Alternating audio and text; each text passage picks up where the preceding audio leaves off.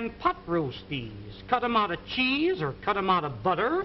When you're serving a fruit cocktail in the summertime, take your fresh cantaloupes, scoop them out like this, mix them with apples, pears, and watermelons, makes a delicious fruit cocktail served with a little cracked ice like you see here.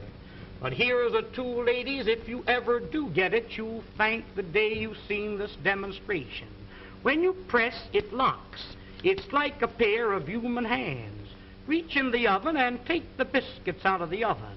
Ever take the hot potatoes out of the oven and burn yourself on the elbow? A roast chicken out of the oven, a piece of meat out of the pot, spinach, asparagus out of the water. Why, around canning season when you're preserving the fruits, to take the hot fruit jars out of the water like that, that machine is worth dollars to you. And here's another one that I really know you'll enjoy having in your kitchen, known as the safety grater. No doubt you're familiar with the old-fashioned grater. I've seen ladies take a grater and rip the knuckles off. When you want to grate up potatoes for delicious potato pancakes, this has a smooth, flat edge, impossible to cut yourself. Just like you were washing clothes, you rub it up and down, and you really grate your vegetables real fine, retaining all the flavors and all the juices.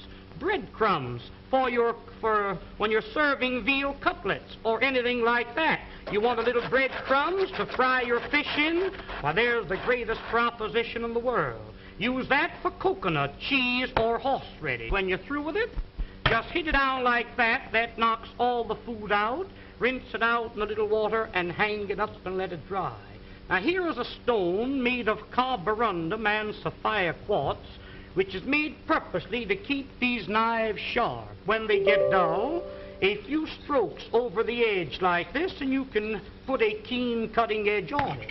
If you have a dull knife or a dull pair of scissors, an old sickle or a scythe, a lawnmower, cleaver, an axe, there's a tool that will really put an edge on the knife so the knife will really cut for you. I just want to give you an idea of how sharp that knife really is when you sharpen it with that stone. Ladies, I've seen some of you try to open up cans. Now, there's a can of Campbell's baked beans. I've seen ladies open up a can and you poke a hole in it, go around the top, hippity-hop, and your finger slips. Let me show you a real proposition. Look, lay it on the can, lift up the safety, and turn the key. That locks itself on the can. No harder than you were winding up your watch. Wind up the key and that'll cut the top off of the can slick and smooth.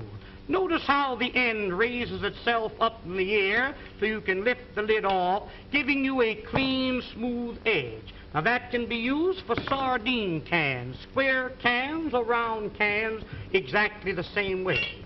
Now this tool here, my dear friends, needs no introduction. This will save you on an average of $20 to $30 every year you use it as a peeling knife. Here's a grater for cheese, coconut, or horseradish, a fish scaler for scaling your fish, and when you're coring your apple, it's just a slight twist of the wrist, and there's the apple core. There's one more tool that I want you to see, and I want you to watch this one very closely. Many a time when you're baking a pie, you have a pudding in the oven. I've seen ladies wrap a towel around your hand, and many a time you burn your fingers. Put this onto the pot like this and lift the hot pots off the top of the stove. You've got a pie pan in the oven. Catch a hold of the pie pan like this. Why, you couldn't get it off with a team of horses. This will positively lift 100 pounds. There's a pail of water weighs 50 or 60 pounds. That's the way you pick it up. But there's one more tool. I'll be all through and I'll be finished. Oh, now the next tool and the last one is what they call the Sarah Bernhardt cutter. This was invented by the head chef of the Imperial Hotel in the city of Berlin, Germany. You place the screw into the center of the vegetable.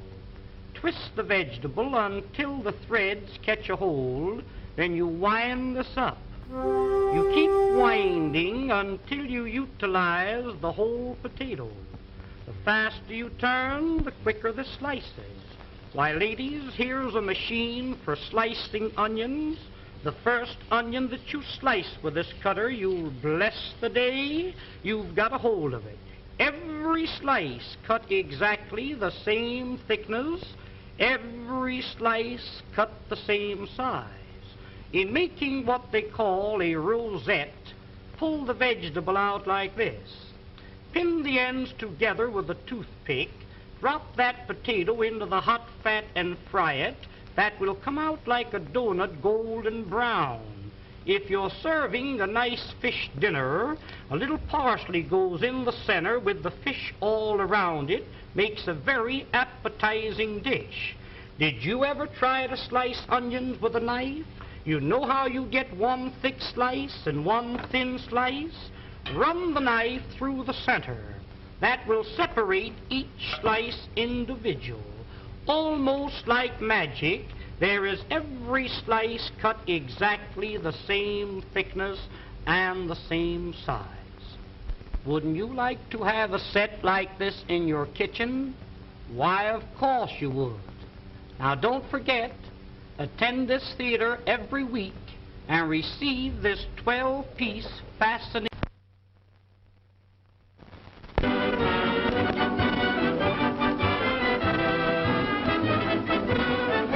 Ladies and gentlemen, the management of this theater takes great pleasure in making this announcement.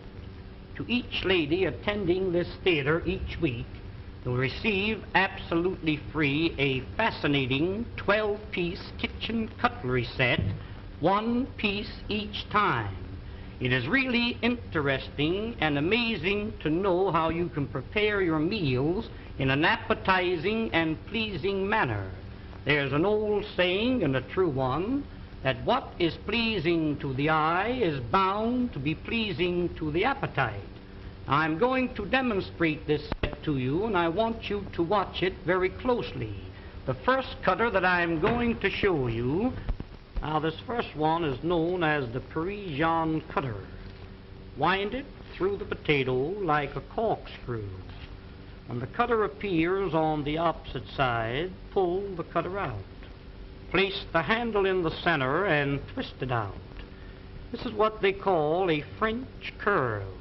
When you fry these, they come out like donuts, nice and brown. Serve them with your steaks or pot roast them. Unwind it, there's two curls out of the one potato. Tomorrow morning for breakfast, wind a little strip of bacon around the potato and serve them with bacon and eggs. They're delicious. Different colored vegetables, wind them together and you get the two colors. Here's a little trick cut. Split the curl halfway through the center. If you're making a shrimp salad and you happen to run short of shrimp, mix these in with the regular shrimp.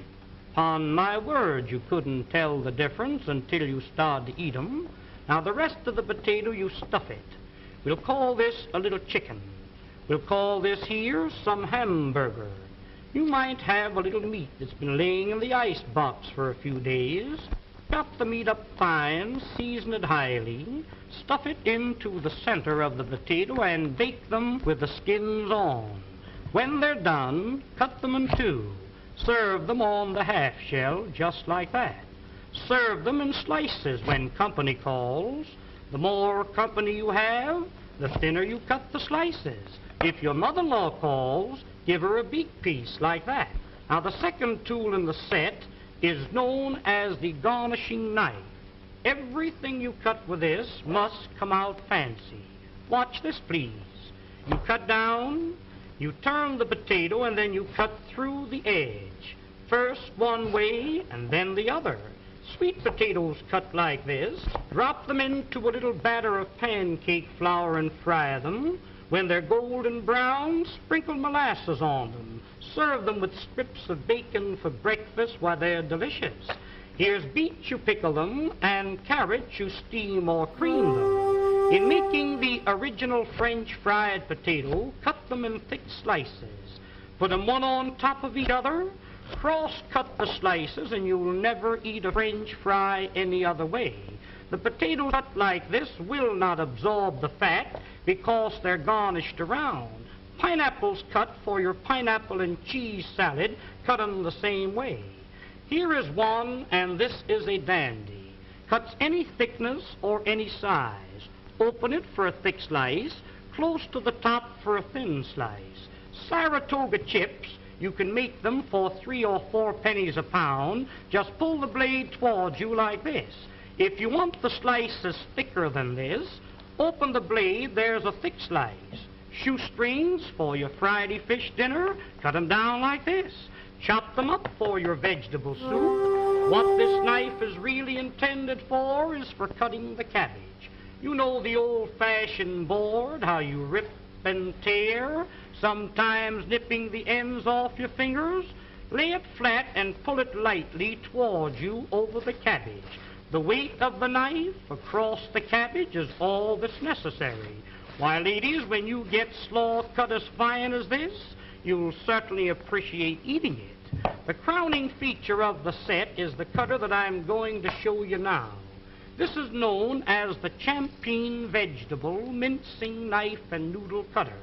Now, when you want to make some real fine noodles at home, you roll the dough out like this.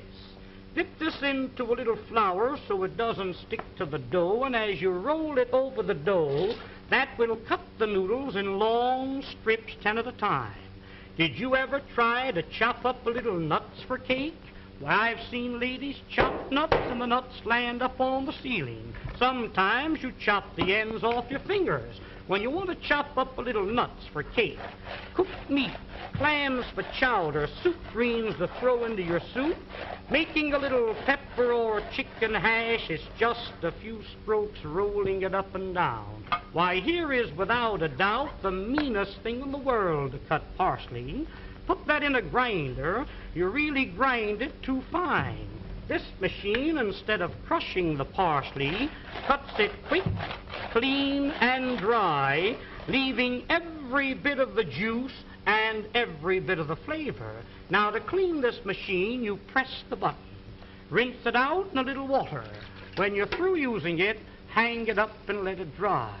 Here's one here that every lady should have in her home, known as the Parisian scoop.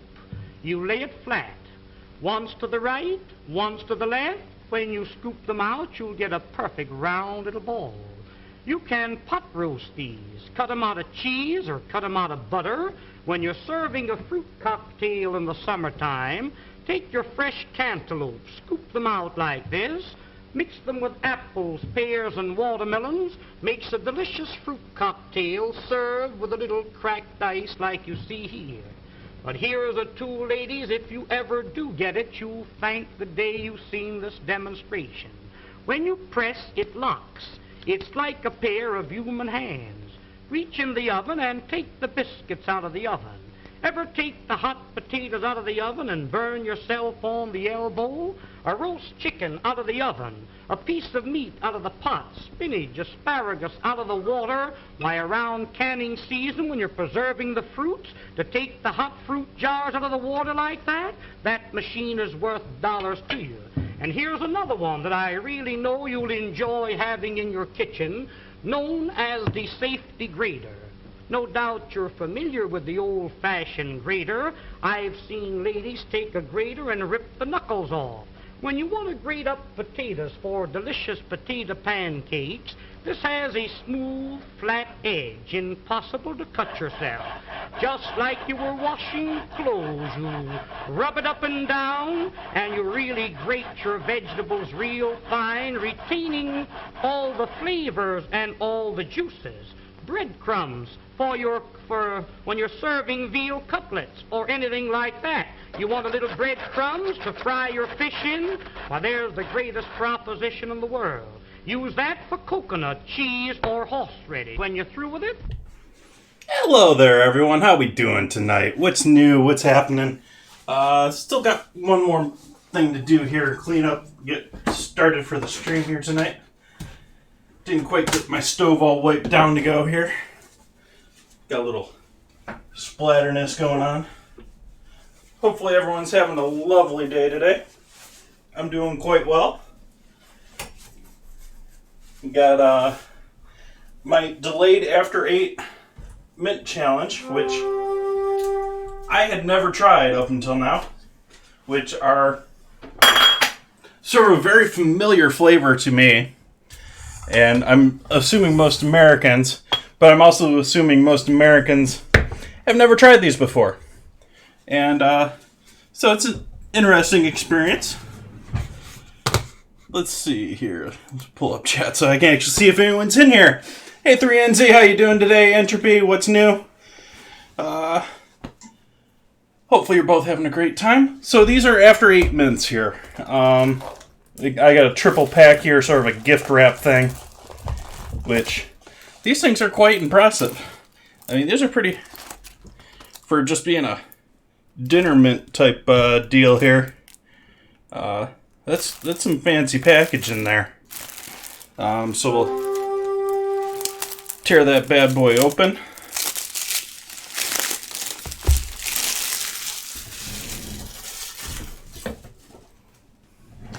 And you get this cutesy little box going, a nice little cover top, and then they have all of these mints all individually cutely wrapped in little pockets of their own. Got a sort of ripple top to them, and they got a name ripple after 8 into the bottoms of them. And yeah, so they're essentially like miniature York peppermint patties. If you guys in the US have had York peppermint patties, it's identical things. I think the chocolate's a little bit better quality. Sorry, York peppermint patties. Or maybe it's just the amount of chocolate to the amount of mint that's going on there is different.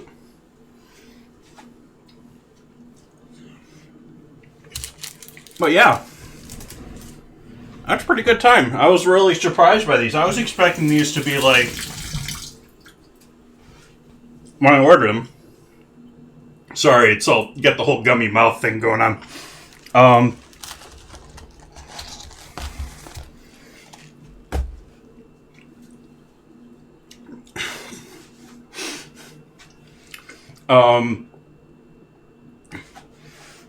I totally lost my train of thought when I was saying there.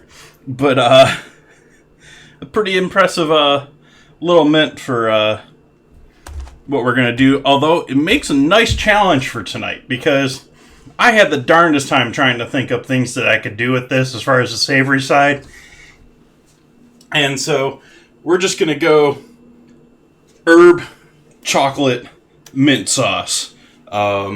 Which goes well as far as all that's concerned. Going to do that with some lamb. I intended to get a pound of lamb. I ended up with a half pound of lamb. Online ordering, it's still giving me issues here and there. I'd like to do more with it, but that's life apparently. Still toying with some audio issues here. Let's see if I can't get that so that I can hear what's going on here.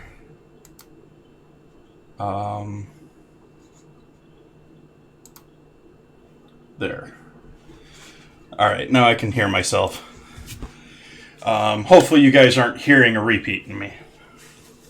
But at least I can hear myself. Also figured out one of my issues with not being able to hear things. My other earbud might have been dead because I changed things around. So, what are we going to start with tonight? I think I'm going to start with the potatoes. Nice, 3NZ. Thank you, Entropy and 3NZ.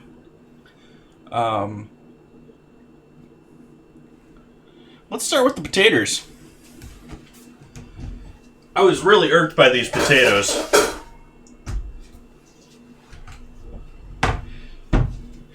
For anyone new joining in tonight, not hearing the stream before, I do ingredient challenges. They're normally on Wednesdays. This one got pushed back because it's a UK product. It took a little bit longer for me to get the shipping to go here. This should have been Wednesday.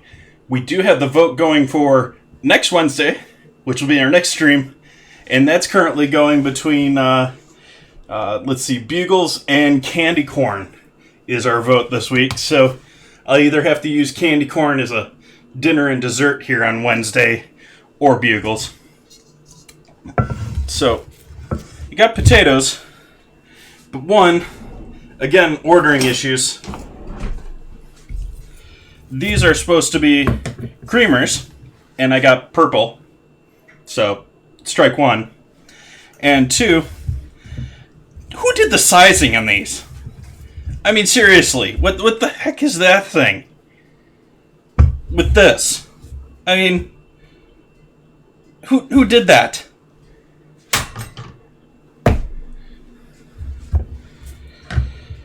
So we have to cut all these down to about that guy's size if they're going to cook at the same rate.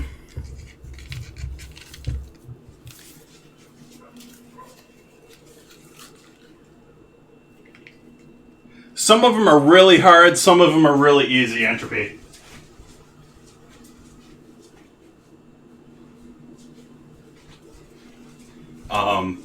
I've already had a couple people in here that I know are not bots that have been impressing me with catching these words. So I'm just going to take these guys, cut them down in size, so they're about this size. So I'll have these sort of medium-sized guys.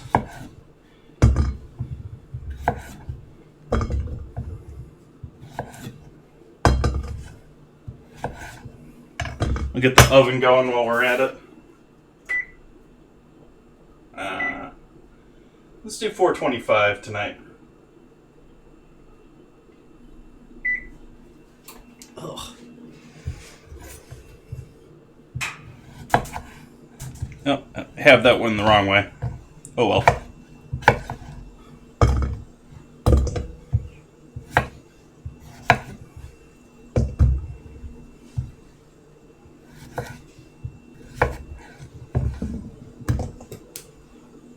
Where'd that go?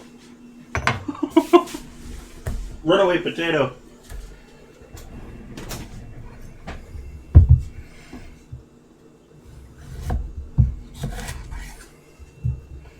That's a potato.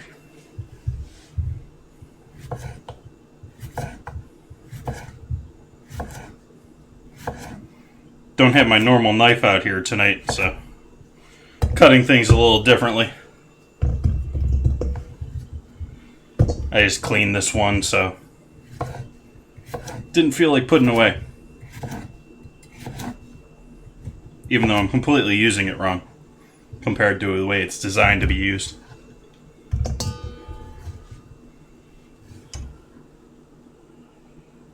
Rognoni. Not sure about that one. Let me double check that one. I have it right now. Should be going. Hey, Miss Lisa Face. How you doing?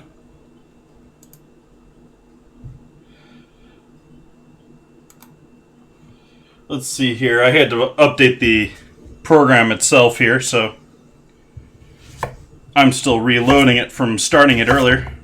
But there should be a map started. You guys got a little spot. Not gonna kill me. Yeah, we got a battle going. It's a loyalty chest, too.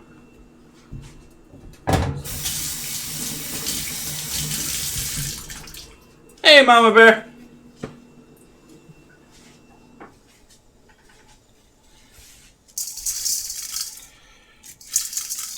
We'll hit these with a bunch of kosher.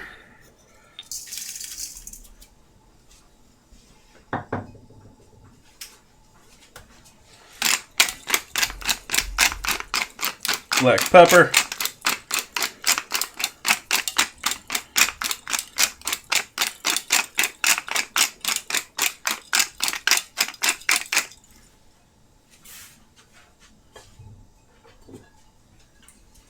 Sunflower oil, my sort of generic everyday saute or fry oil. I don't use it for frying. Sort of keep 3 types of oil somewhat around. I'll have really cheap oil for frying, some sort of neutral oil. I'll keep some sort of typically organic sunflower oil because it's the cheaper end of organic oils and it's got a high smoke point. I'll use that for sauteing, searing, all that sort of good stuff. And then I'll have some olive oil, which I'm sort of scraping the bottom of a barrel right now for if I want to do like mayo or something where I'm worried about their flavor coming through. And then I have a couple other smaller bottles of oil. But those are more of, if you like doing those types of foods. Like I typically have some sesame oil. That's got a great flavor and aroma note to it. I used it on that pasta on Friday, and it just flavored the entire dish with sesame.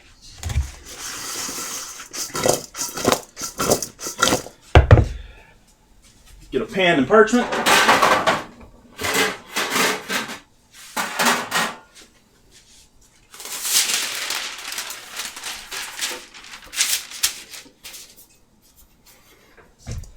And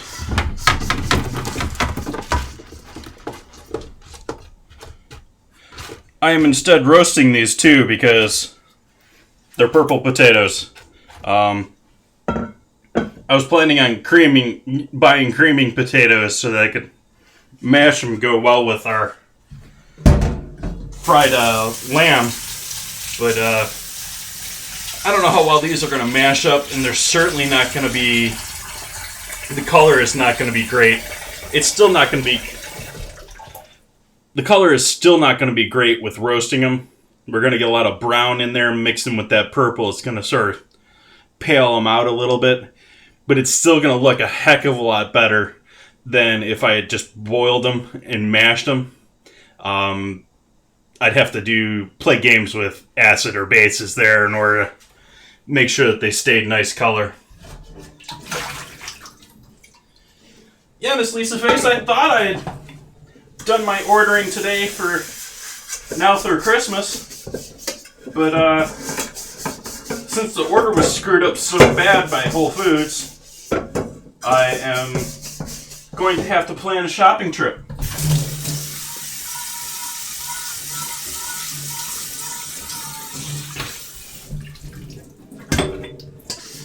Because I'm planning on using chicken here on Wednesday, and I wanted a whole chicken for my Christmas dinner, which next stream after that, by the way, going to be doing, like I said, sort of comfort food. Hoping to do some mashed potatoes, some which I didn't get the other set of potatoes tonight for some reason. Mashed potatoes. Going to do bread stuffing again. Same way I typically do it. That's a big comfort thing for me. It's something my mom's always had at all the big meals. And I'm going to spatchcock a chicken. So that should be good and fun. Let's get our... the onion oven isn't quite ready there yet. My earbud's falling out. Yay!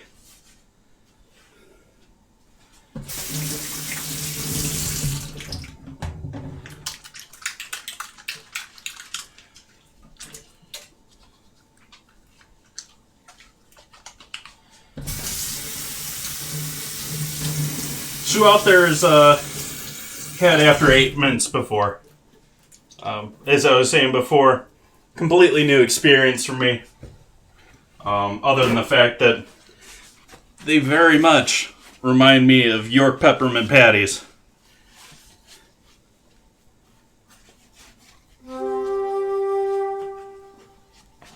That sounds good, Miss Lisa Face. Seafood bake, that's something that I haven't done in a long time. But you don't have to get, I mean, if it's just going to be the two of you guys, do what you guys want to eat. Don't try and... I think a lot of people sour themselves on cooking at home, trying to create some fancy or special recipe or something that's hard or a challenge for them, when it's a nice night. You're there to enjoy each other, have a good dinner. Do something that you guys love. Do something that's easy and not a hard thing to do.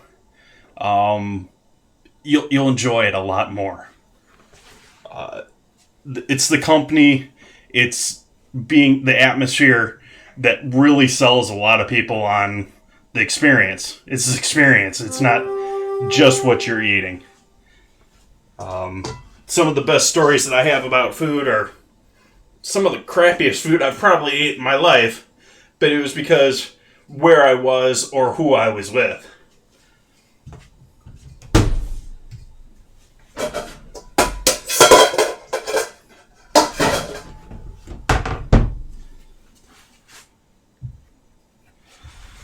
Alright, I gotta look up these last two words here. Because both of these were... Huh? Let's see here. Nestle Road.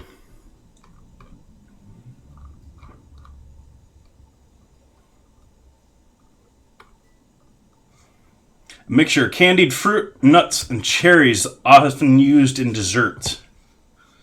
Or dessert or sauce with rum and fruit flavor, often from chestnuts. What was the word before that? Oh, grenadine was the one before that.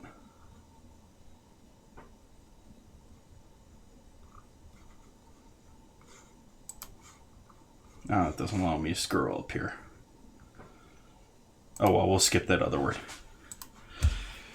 Yay! Let's see if my chat in OBS is updated. There we go. It's not showing who I'm hosting here again. Oh, hey! I hear the battle alerts now in my ear again. So I know we can go to our battle. Let's see how we do here. I think we got this, us versus 4 archers here. This shouldn't be a big deal. No sweat. Victory.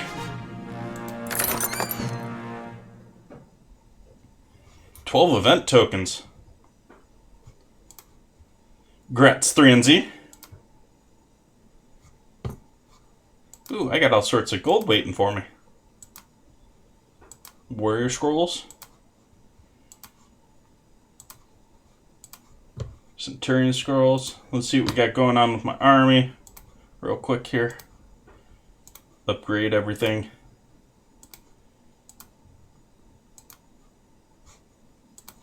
You moved on me, Musketeer.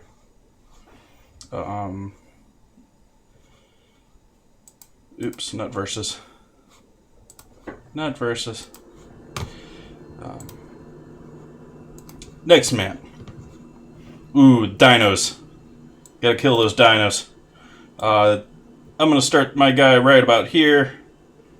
That way we can work our way either way, depending on where things pop up. Okay. Actually, let's quick check the store there while I'm here still. See if we got any cheapo scrolls here. And turn the fan on low.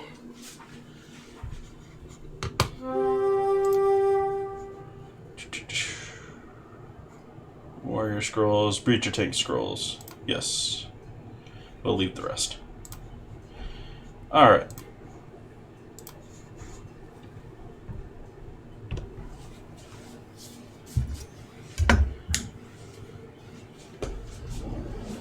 So we got our potatoes ready to go in the oven here. Actually, I'm going to throw them in.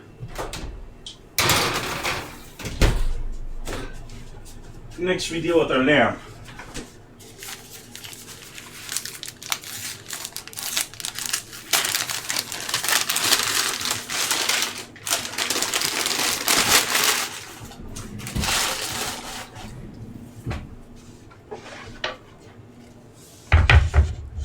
Pull out a protein board here and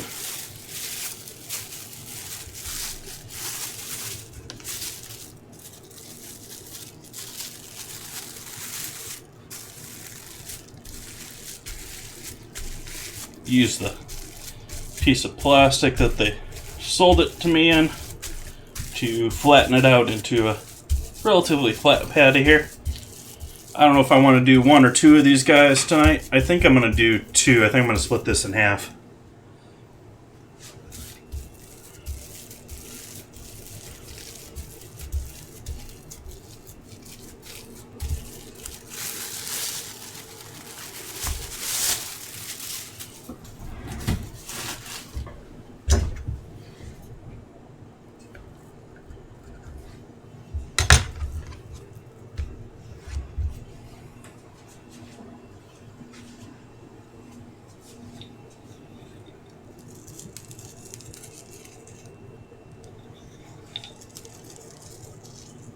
Hit these both up with a bit of salt. Set these aside.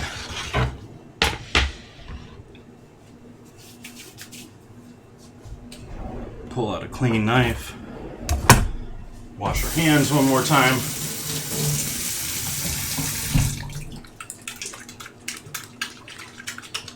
Always just cooking for myself here, so more washing my hands regularly be a good example than really necessary for me, just myself and I.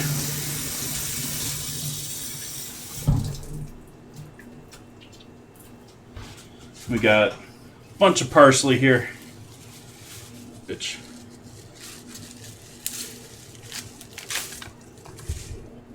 pull a good bunch of that out.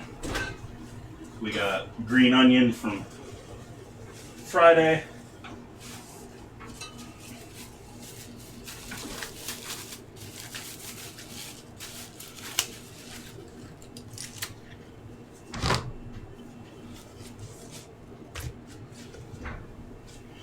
Yeah, it is 3 and Z. Because you're probably a lot more likely get yourself sick by cross-contamination than anything else. So I'm not worried about little bits of stem in there, but we're going to get the majority of the stems out of this.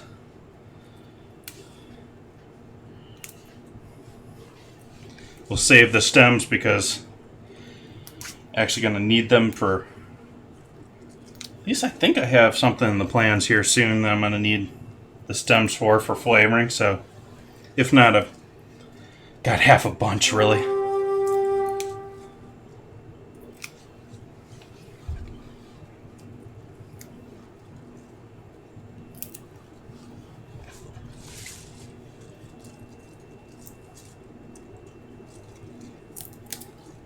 Really long, thick stems on these guys. I'm not used to celery being like practically... Oh, I'm not used to my parsley practically being celery.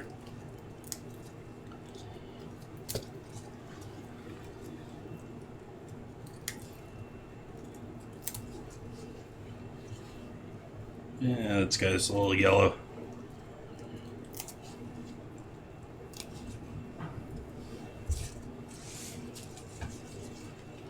At least that's what my first boss in LA would have told me. That's yellow. Don't use that. It's more like pale green to me, but...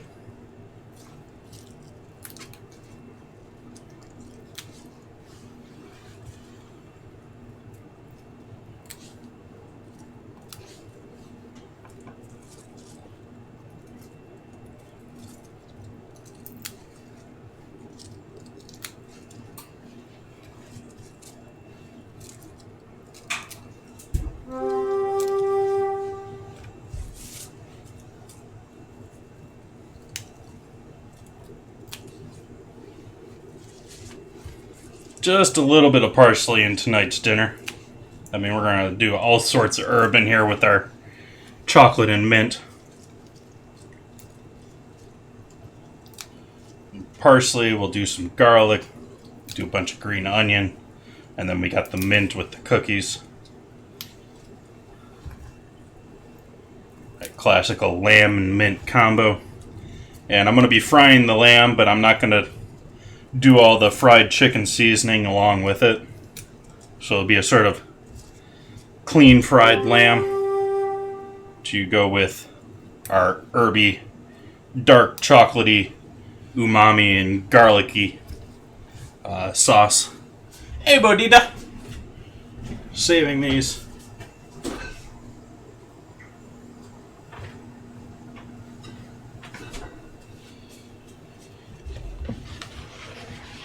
Poaching? No, I'm frying tonight.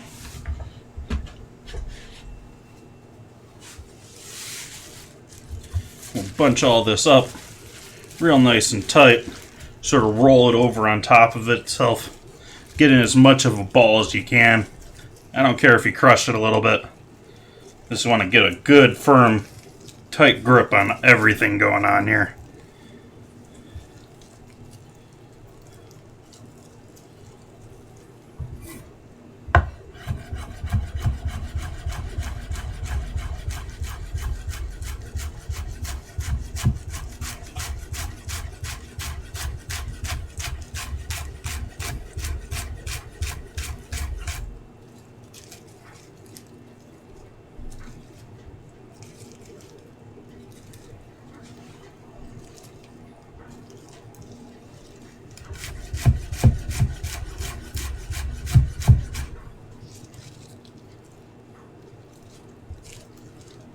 You can go even finer with this type of method of cutting herbs.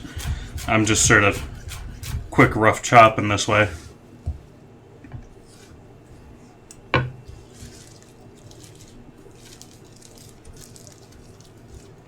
Oh, that can be fixed. Thank you for reminding me, Budget. Or 3 and Z.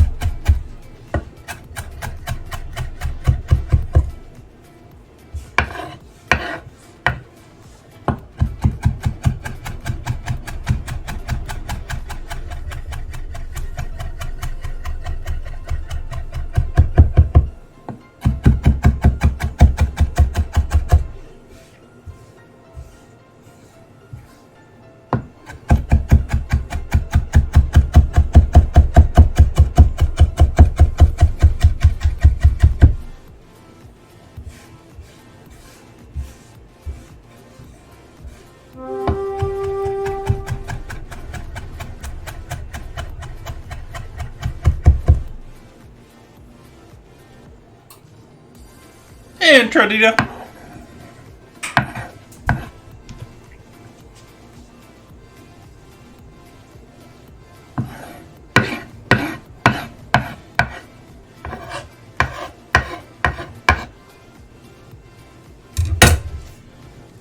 Got some lamb that I'm going to fry up over here. Tonight's main theme is I'm trying to use after 8 dinner mints for both the dinner and dessert. Doing a sort of simple dinner, or sort of simple dessert tonight. And I'm going to wrap these into the sauce with the lamb. But the dessert, we're going to do a chocolate mint milkshake. I thought about doing brownies or something like that. I've done so many sweets and so much stuff. I wanted to do something somewhat small tonight because, I mean, I've had so much sweets and so many cookies and so much stuff in the last month and a half or so here. And we got even more coming up here in the next week and a half or so here in the end of the year. So, keeping things a little shorter and simpler tonight. Let's use up the rest of these green onions for tonight. I chopped the tops off of these on Friday. That was sort of a messy cut there. Oh well.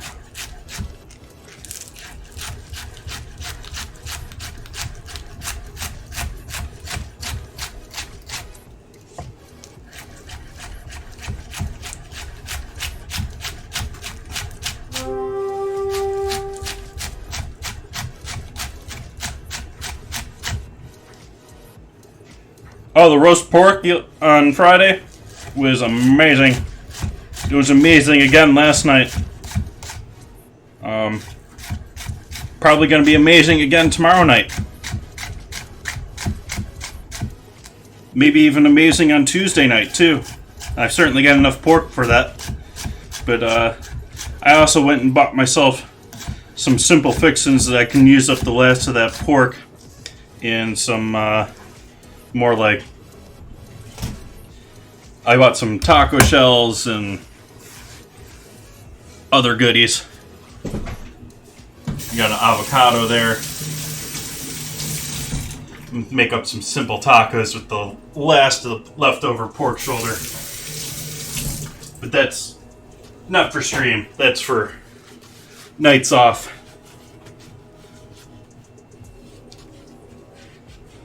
Oh yeah. Well, 5 would be definitely for sure. 6 may be stretching it because just how much fat. If you guys weren't here with me originally breaking down that pig, I broke down a whole pig here in early June on stream, and that was a part of it. The amount of fat on that pig, I mean, I started just basically discarding it at some point because I still have a half gallon of lard. I rendered over a gallon of lard, and like every single piece I had more fat than I really needed on it. So yeah, I'm gonna go and hope for a little bit leaner of a hog here next time, but that was delicious still the same.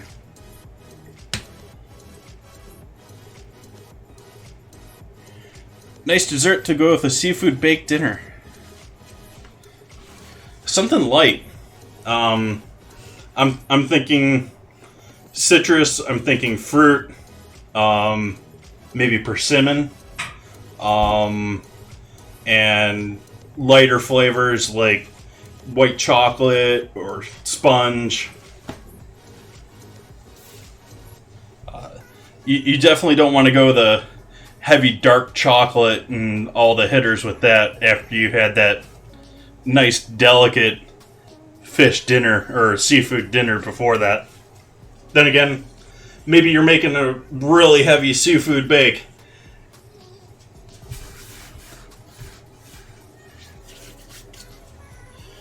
So we got parsley and green onion. We got our mint with that. What else can we throw in here with this for herbs? We got any good... Nope. Rosemary's all shot.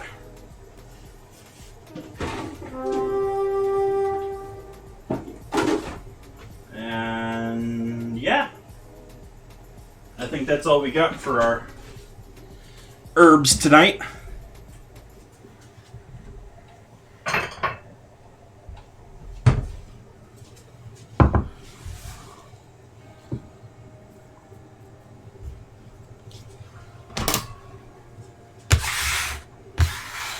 Hey, Head Mama Bear.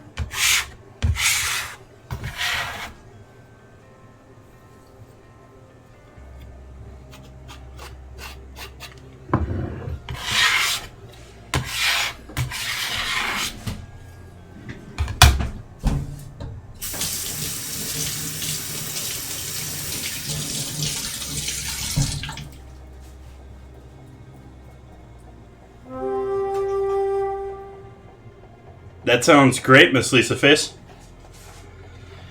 Okay, how do I want to go about starting this sauce? How about we use up some old wine? Let me be right back.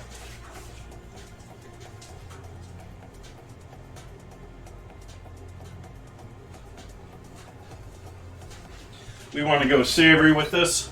I got a little bit of that cab sav still.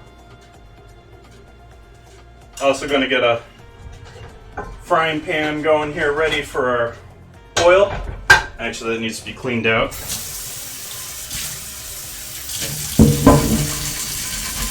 Dirty cast iron.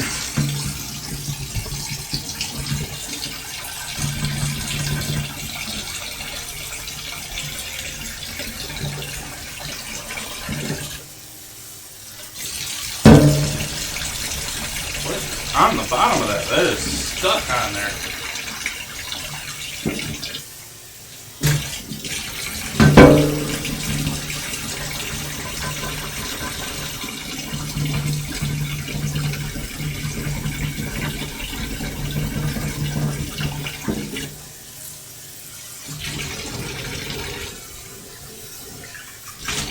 Yeah, don't worry about a little bit of soap in the pans. I don't know if you can see that or not. These things are so well cured, and I've used them for so many years that basically indestructible at this point.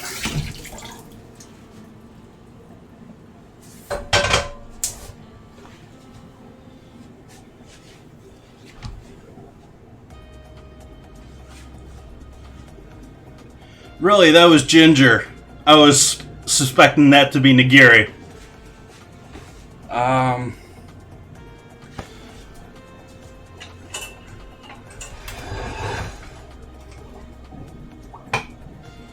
Okay.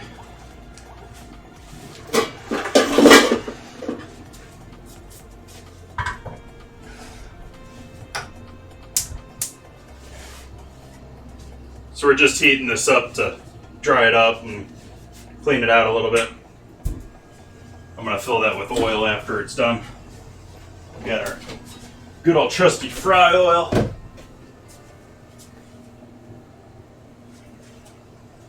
To start with some... Actually, let's flip this around so you guys can see it a little bit better.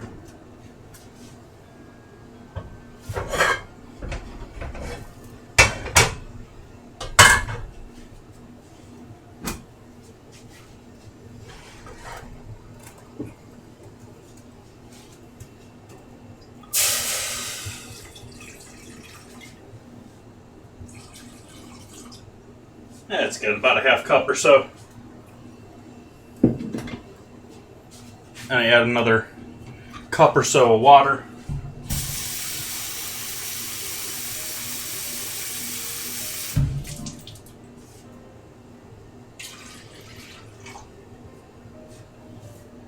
Nice high flame there.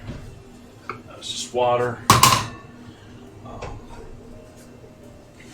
Herbs we'll add in towards the end. This we want to wait until it warms up.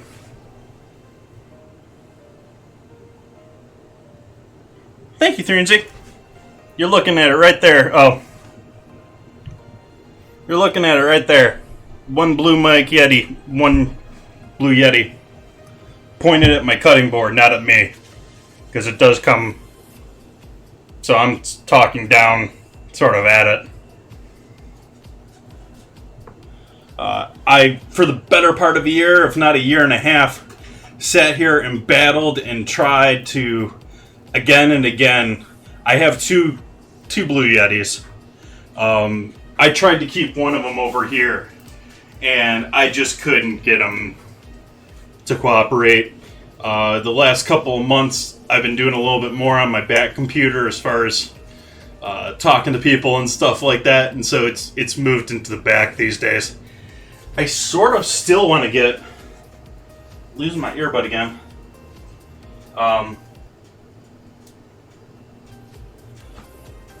Still sort of want to get a shotgun mic over here. Something that I could have good directional sound on. So that I could get you guys really good, clear, clean sound on the sizzling and all that good stuff. But just one Yeti. Board, sorry. And so that's nice and dry now. We'll let that sit and cool down a little bit. I'm going to add a bunch of MSG in here.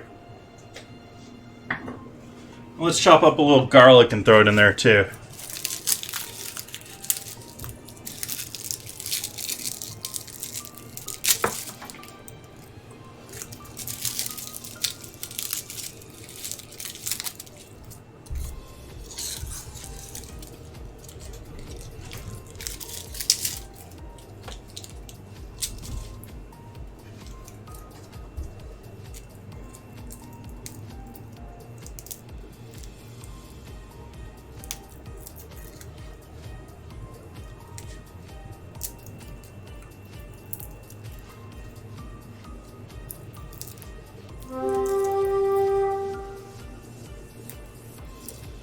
You know what? I'm sort of feeling like maybe I shouldn't do mashed potatoes for Christmas. Maybe I should do like a potato bake.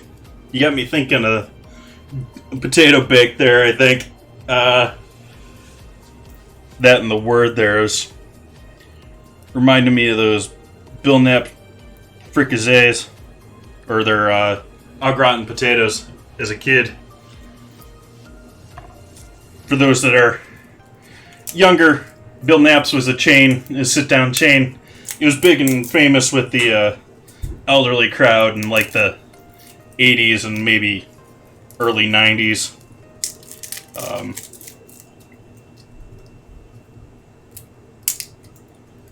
That's an interesting looking piece of garlic there. It's translucent. I'm going to toss that out because I don't know what's going on there. Could be perfectly fine for me. Most things that happen with plants and veggies, they're not going to bother us. More likely to make it taste bad to us than actually hurt us.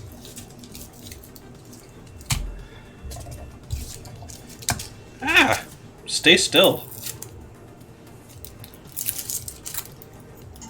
These have peeled nice. I normally just automatically crush my garlic. These guys are still peeling pretty well.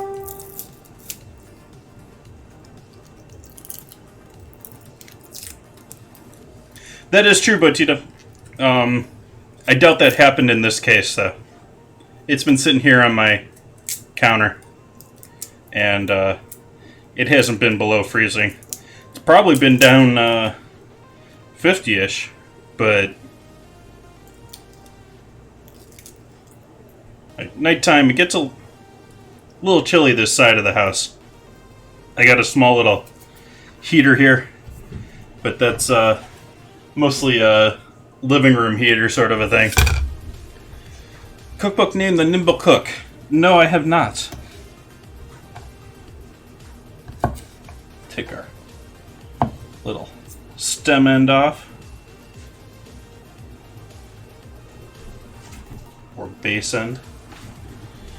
Slice them in half so we get a nice flat base against the board.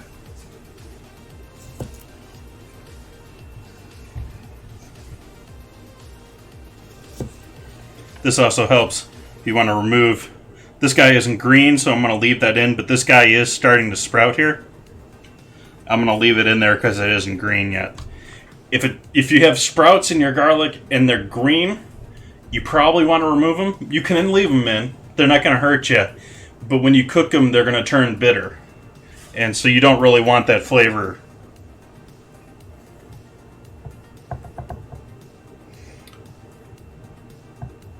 What's interesting about the book, Miss Lisa? There's lots of interesting cookbooks out there. Always interested in finding new ones.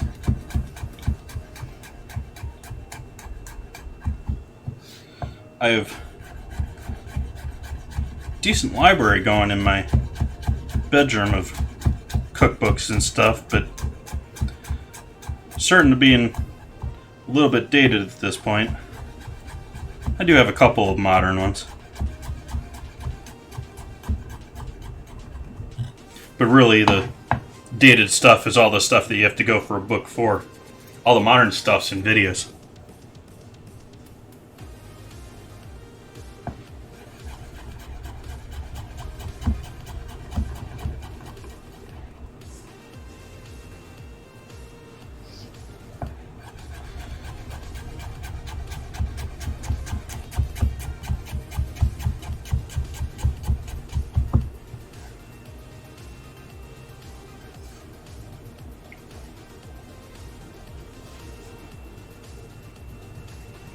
Oh, nice. Waste Saver book. I have many chef friends that would love that type of book. That was exactly what I used to be like in when I was working at the farmers markets too. It's like, oh, you got something you don't want to sell? Give me it. I'll make money off of it.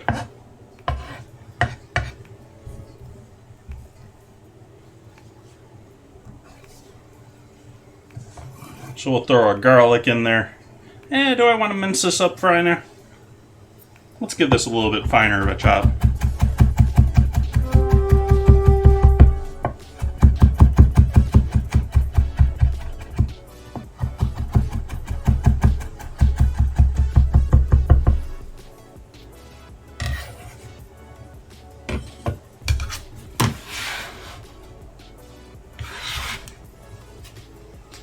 Just right in.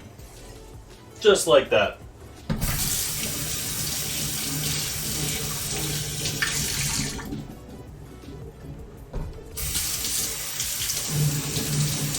Nice.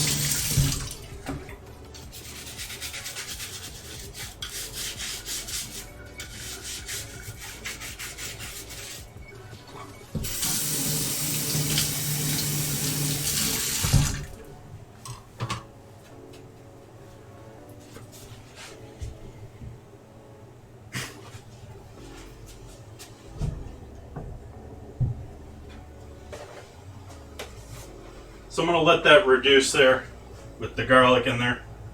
We're going to give a decent float of oil here so we can shallow fry our pieces of lamb. I'm going to set up my breading section here now.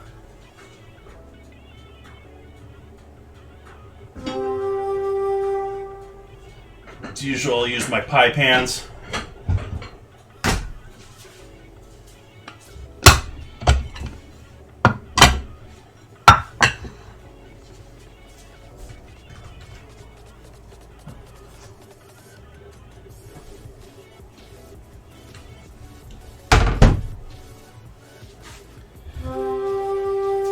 Also need a bowl for the egg. And so, like I said before, not going heavy on the seasoning. Like chicken fried generally means like fried chicken, so it's got all of those wonderful herbs and spices that Colonel Sanders came up with. But we're not quite going that deep this time. Don't need a ton. Sorry, way too much flour. I'm only doing 2 of these.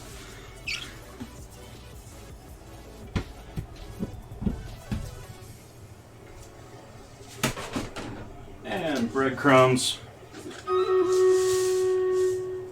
Battle!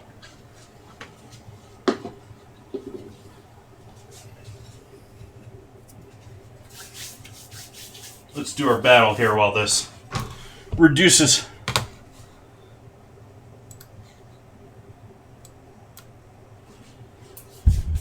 The heck is that Reaper thing you got there, Head Mama Bear? Epic Wild Barbarian, wow.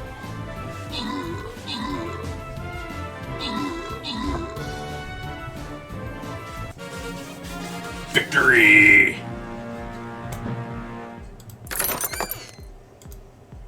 Congrats, Entropy. Next map. Second to last one here. Almost to the boss.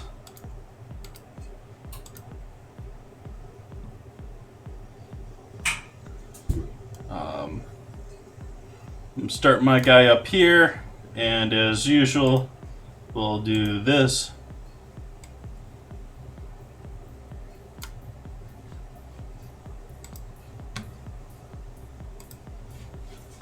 You guys can put them in the center there.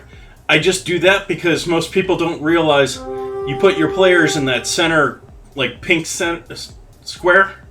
They're just going to stand there, basically. The other guys are going to go out and hunt.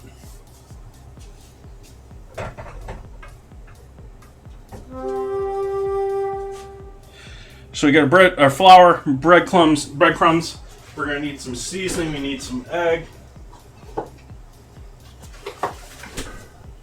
Why did I put an empty thing of eggs back in the fridge?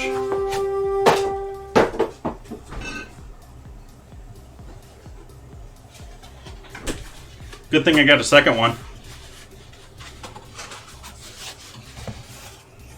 I must have did that on Friday, so it's probably in the VOD.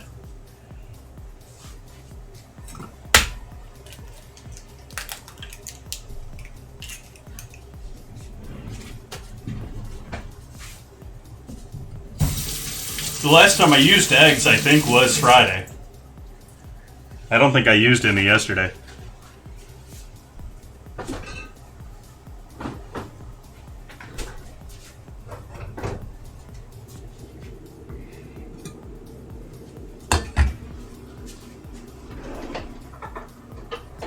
Baby whisk time.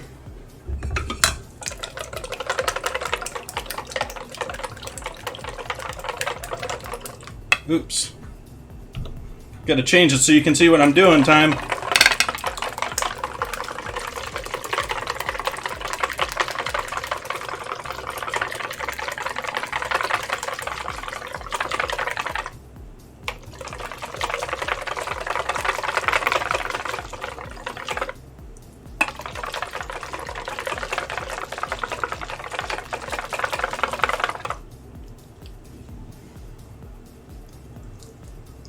That should be enough for just our 2 pieces.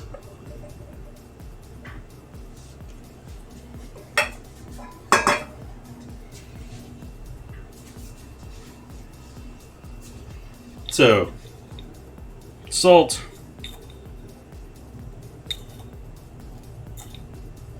lots of salt,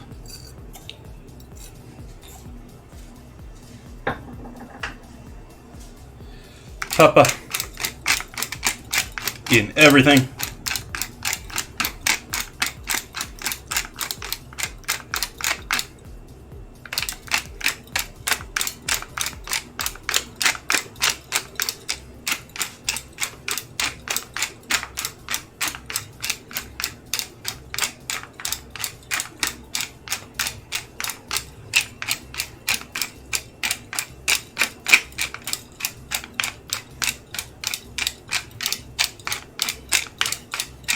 A little pepper. A little pepper. I need that super pepper shooter that they're advertising all over the place now. It just does like gazillion times pepper that your average one does. Why don't we use up the last of this? At least I think that's the last that we're going to use up. Yeah.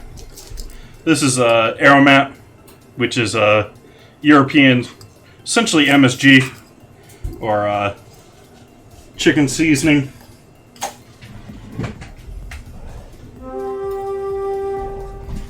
Make sure that's all broken up in there, and grab a fork and do that.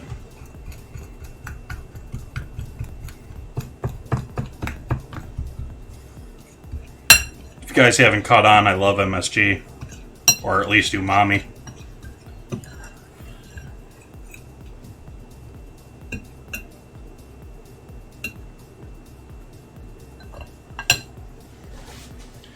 Okay, what else do we need here? This is good. That's not mixed up yet. You want to do any other seasoning in here? Oh, yes, I do want to do... I'm going to throw some oregano in with our... dried oregano in with our herbs for our sauce tonight.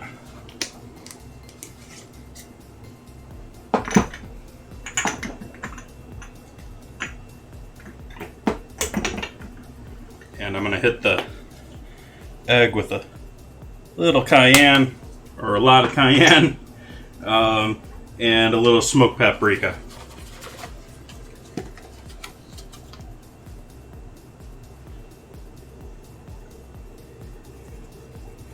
Paprika will darken and make things a little bit more cooked.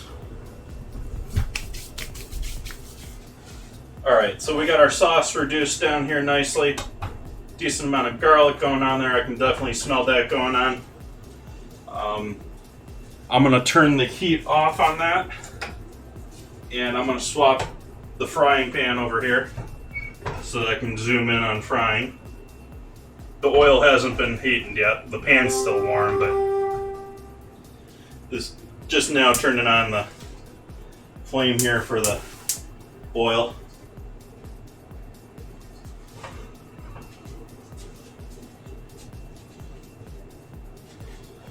And now with the other sauce cooling down. Let's wait on this. I want to do this just before we finish the sauce. I want to do this just before we finish the sauce. So I'm thinking I'm going to actually finish up the frying here first. Grab a pan with a drying rack or a draining rack. And as usual, I'll fry them up and we'll throw them down in the oven. We'll finish everything else up nice. Put them back in there with everything.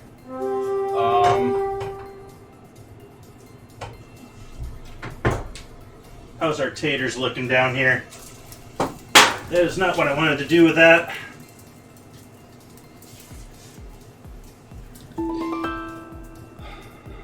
Let's hope my...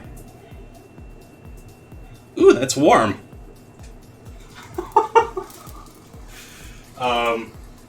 Potatoes are looking good. I'm going to kill the heat on the oven. Just let them hang out.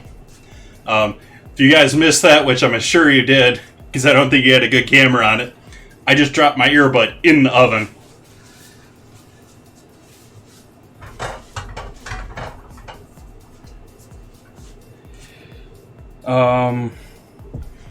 Okay, we already salted our lamb.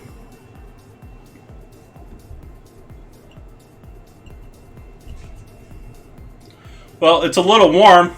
I can still hear it, so I can still hear the music and I can still hear myself, so that's good.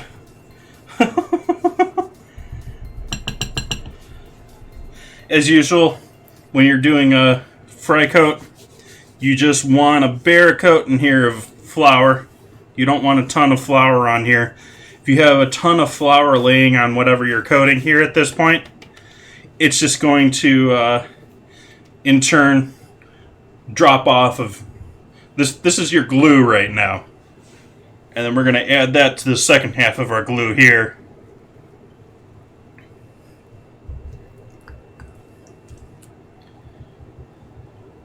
So that we can glue that to that.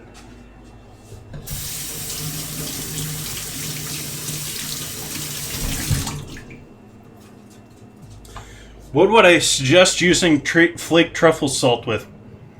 Just simple things like rice or with eggs.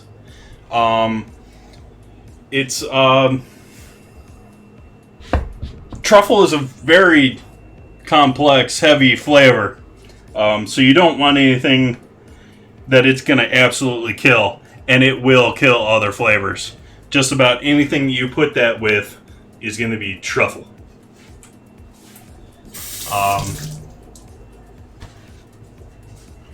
Yeah.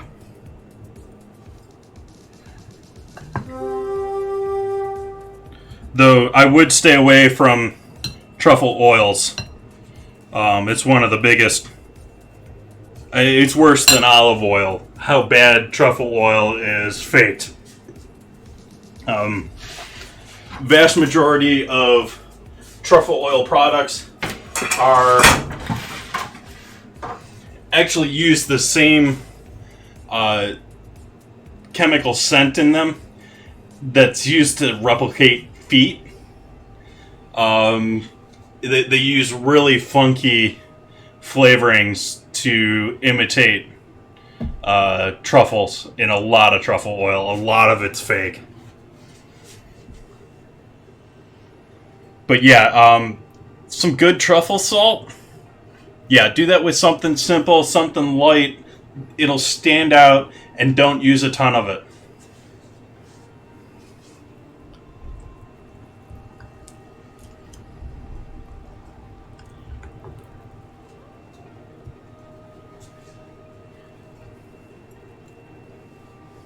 Hands dirty.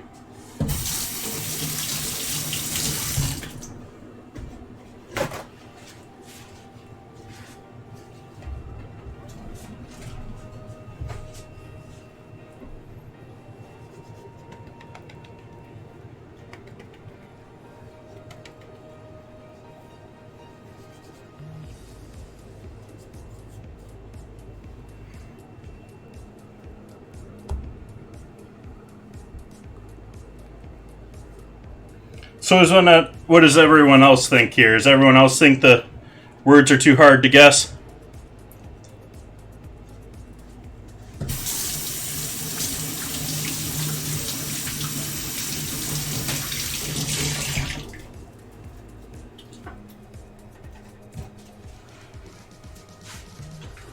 see what we got for a temp going here with our oil.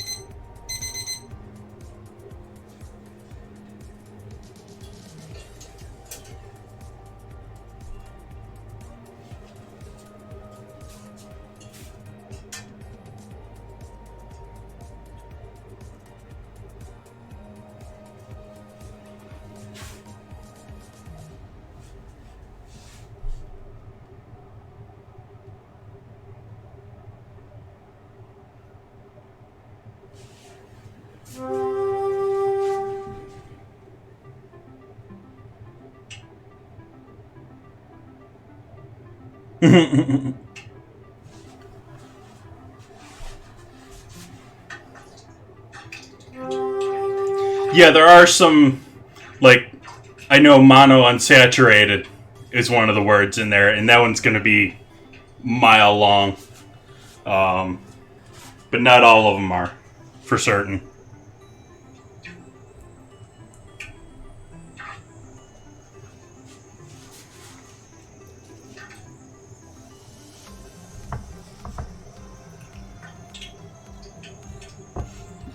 Quit falling apart on me.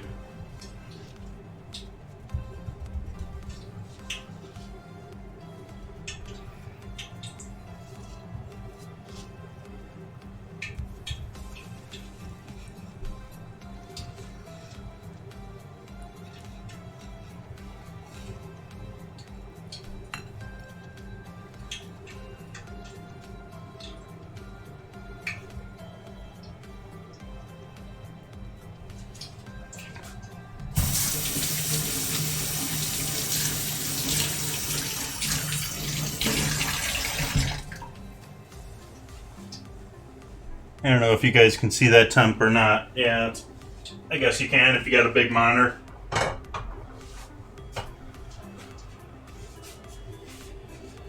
So let's make our smoothie while we're waiting on this to warm up here.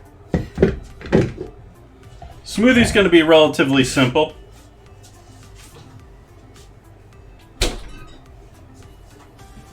Let's start with this last of this container of milk here in my Vitamix.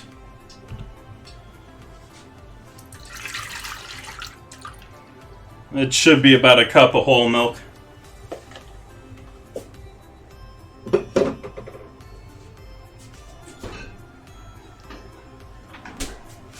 And to that, we're going to add a couple of chocolate chips in there.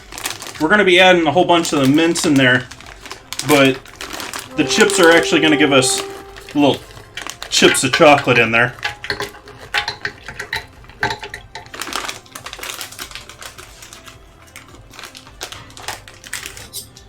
I think the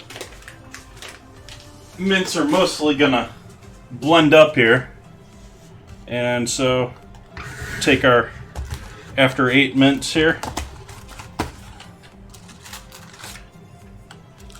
which I showed these earlier, but cutesy little individual enveloped. I have not seen these before because they're a UK product. I live here in the US. Here in the US, we have York peppermint patties. Words, Jason. And these guys are almost identical to York peppermint patties, except they're small and they're thin. York peppermint patties are like, they're like a 1/4 inch thick, and they're like a hockey puck in size. There you go, Miss Lisa. I don't know how many of these I'm going to add in here. A bunch.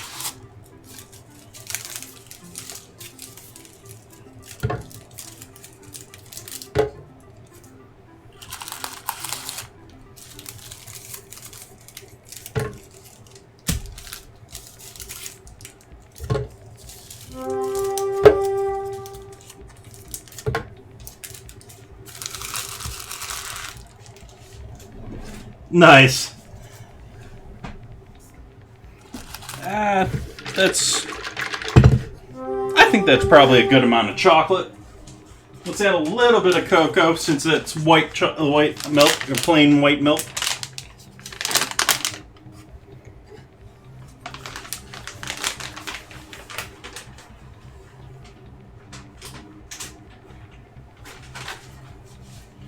And then lastly,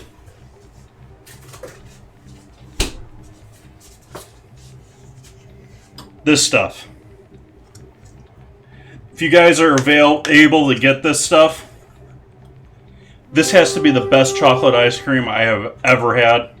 I mean, it is just so thick, good chocolate, and high quality dairy that hopefully will pop right out like that.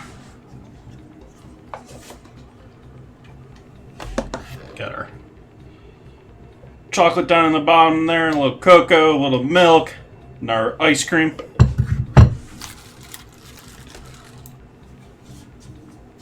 Let's give that a spin. Mute the mic here real quick while I spin that.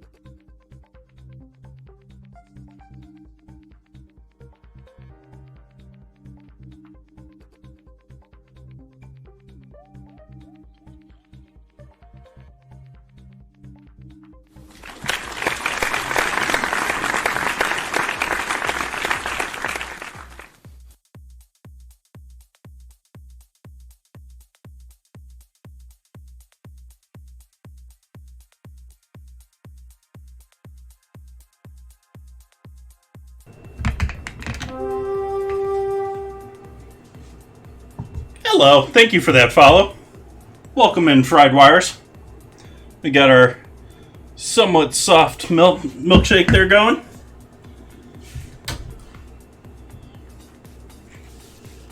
Pull out the Rainforest Cafe glass again.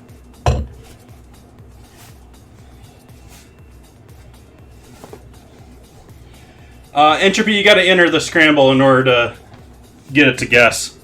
It very well could be yield.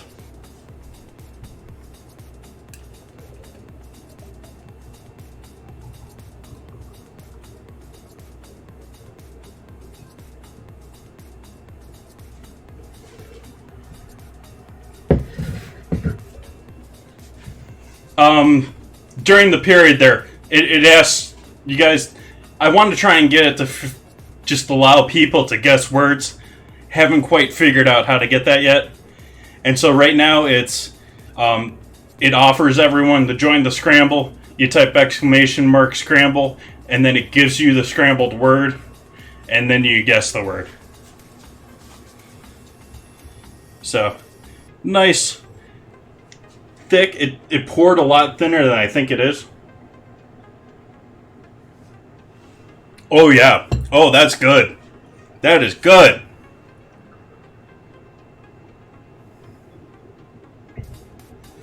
Chocolate milk, decent amount of mint, that sharp, like chemical mint that you get from either a York peppermint patty or those or an Andy's mint. Oh, this is great. Yum, yum, yum, yum, yum, yum. And there's more of it too.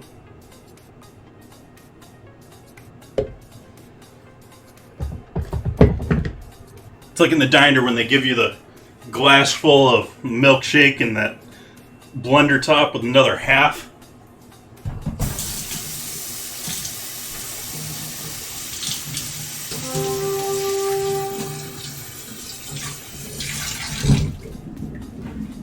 But let's throw one of those on top and take a photo here.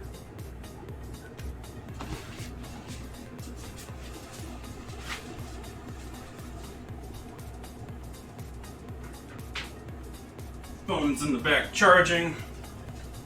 Hopefully that hasn't sunk yet.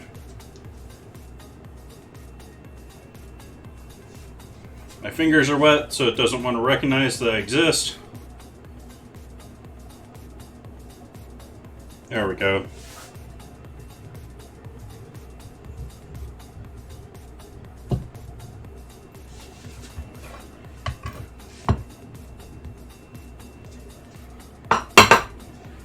Get our other food out of the way here for the photo. Take a quick Instagram.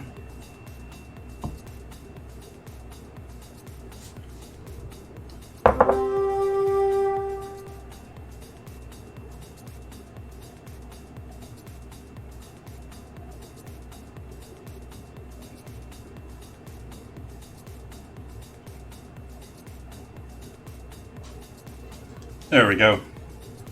So we got that deliciousness going. How hot is our pan? Cool, we've gone down just slightly because I turned that down.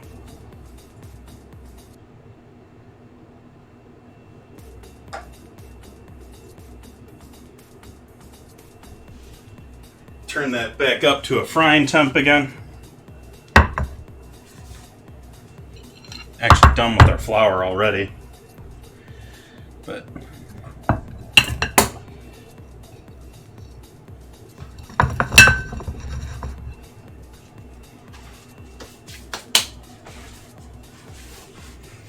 yeah, so now you got to type scramble in there if you want to join in entropy.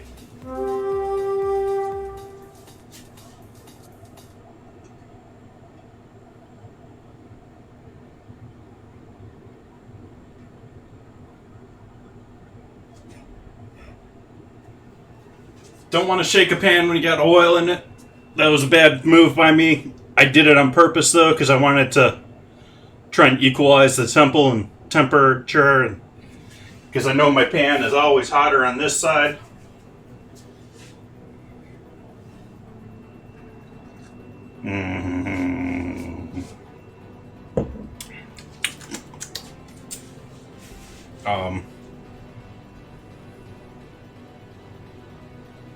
Nice.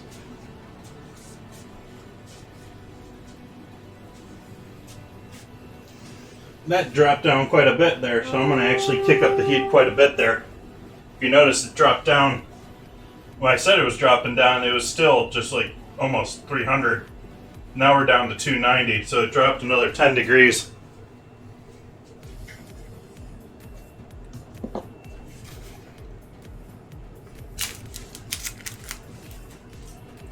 Let's work on our sauce while that's heating up then.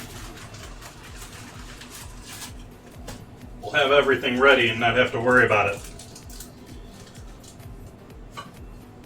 And turn the heat back on over here. Relatively low flame. If you guys aren't familiar with what I started with over here, if you just joined in, we got garlic, we got leftover wine. I'm adding in chocolate and mint.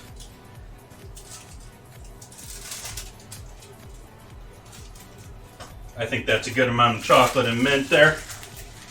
We don't want to overpower it. And then we've got dried oregano, green onion, and a lot of parsley. I'm going to add all that in there.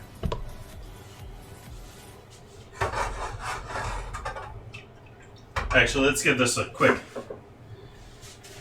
shake with the whisk. It's got raw egg on it, but I'm not worried because this is warm enough to kill anything in it.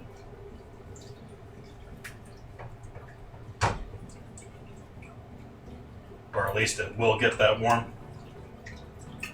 My main concern with the sauce here is not with the chocolate. It's this mint filling in the center. I don't know 100% what that filling is going to do when I heat it up. So this is a little bit of an experiment.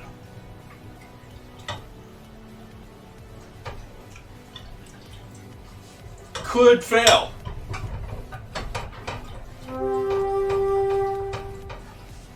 Let's turn that heat up and make sure we get that up to a good temp. We got the chocolate hopefully broke down enough that we're not worried about the temp too much with the chocolate. Nice, Miss Lisa. Hope you have a great dinner.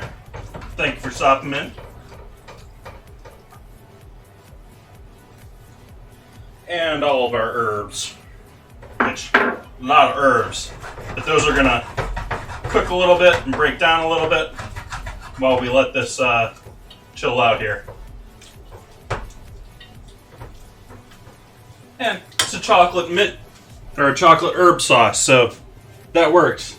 Give you guys a close up on that, see what that's looking like right now.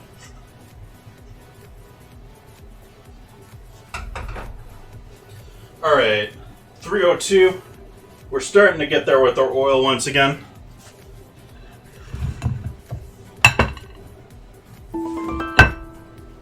Sneak a sip of the milkshake.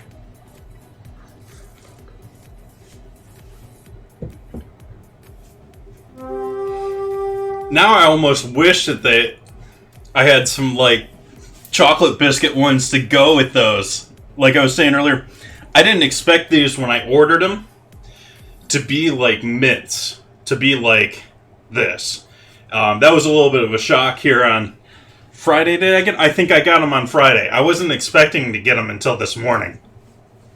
And I'm glad I got them on Friday because I got them this morning. I would have been lost with what to do.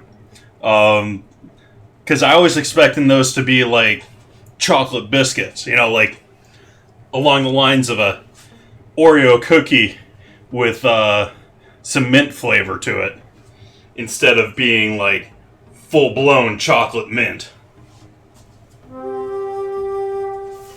Awesome.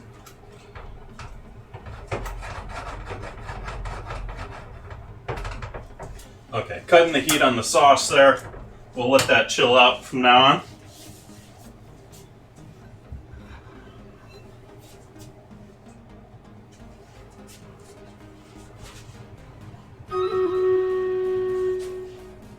$32 units. Wow, you guys are killing it. I think we got this covered. Let's see how we do. Battle.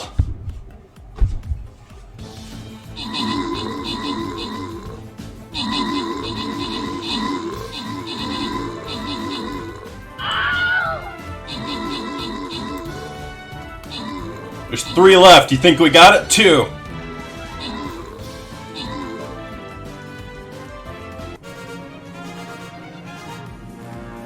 Victory. C-Candy. C-Candy? And Cena and Chris with the system kills. Let's see. Entropy with the Flying Rogue Skrill. And boss time.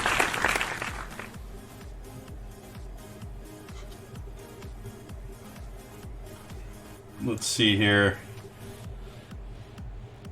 Put him right there.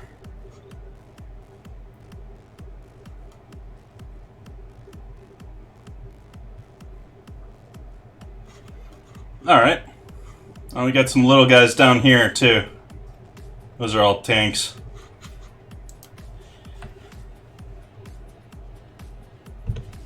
King D, thank you for the follow. Welcome in.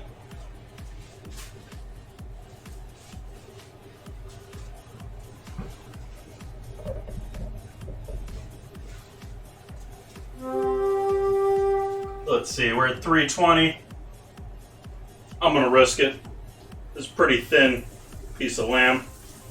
Again, laying it down so that if it splashes away from me.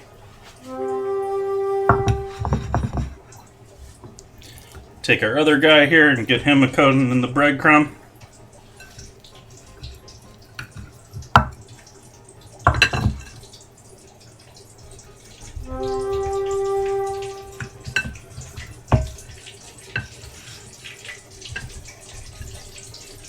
Maybe a little light in the breadcrumb here for the second guy. I'm working with the last of the container here.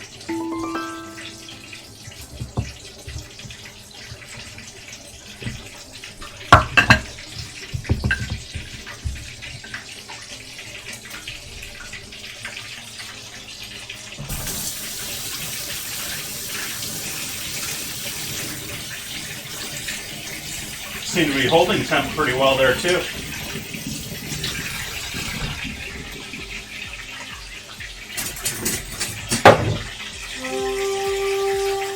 Pull out the fish spatula.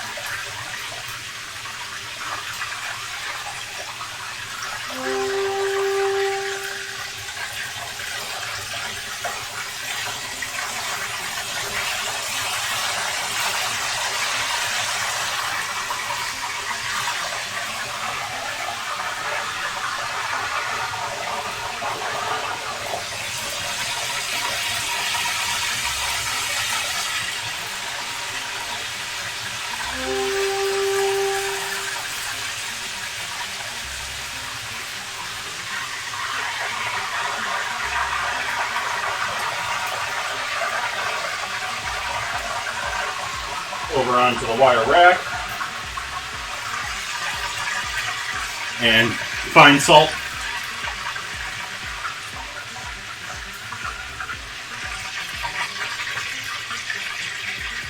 Sorry, the sizzling's a little loud, overtaking my voice over there.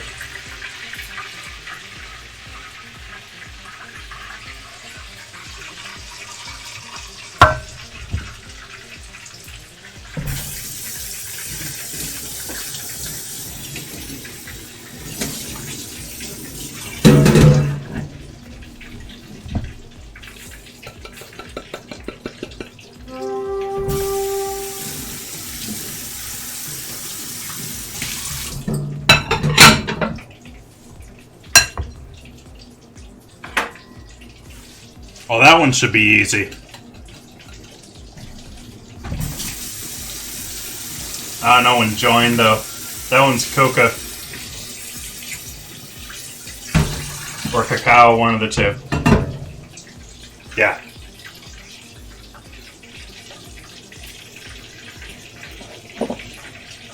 Speaking of cacao.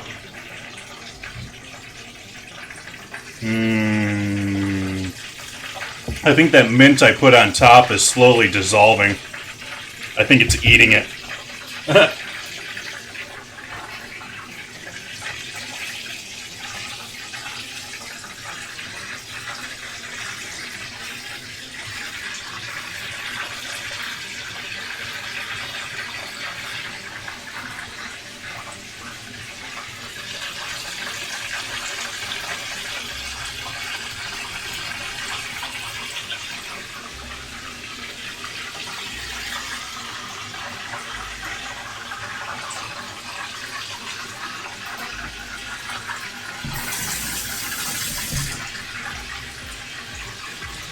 Chocolate mint.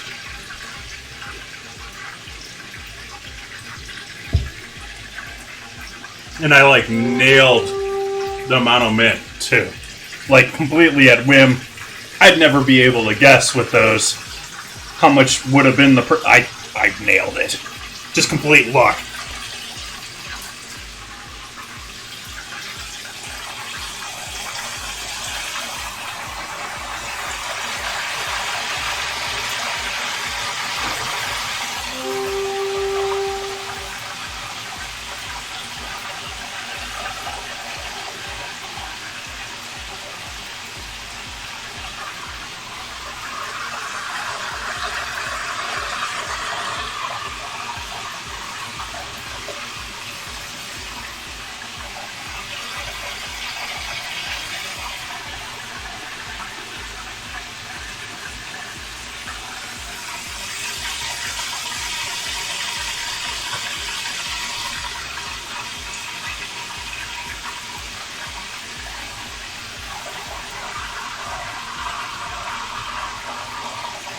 Still getting juices running out of that, so I'm not going to trust it. I'm going to give it another second.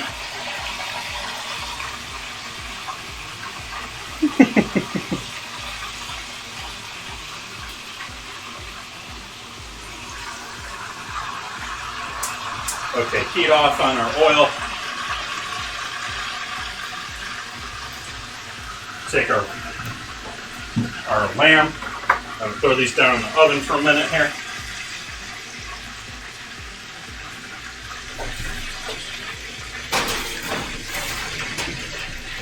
Let them hang out with that potato. Let's see how our weekly vote here is going for next week here.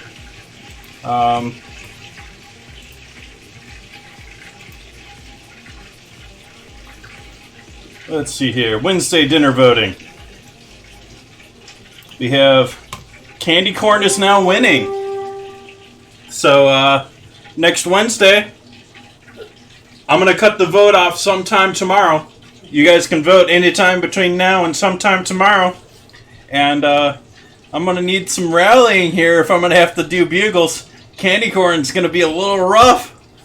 I don't know about that one. That's going to be sort of, yeah. Candy corn savory? I don't know what I'm going to do for that. I got ideas for dessert. 1,000,001 ideas for dessert. No idea what I'm doing for that for savory.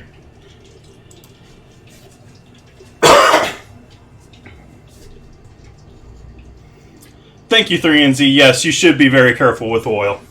I have a lot of experience working with oil and moisture, and so I know that sound. I know where I can go with that. If you don't have that experience, if you haven't sat there and had oil boil over on you multiple times and potential worse things happen with a much better professional location, I don't suggest you be as comfortable with oil as me.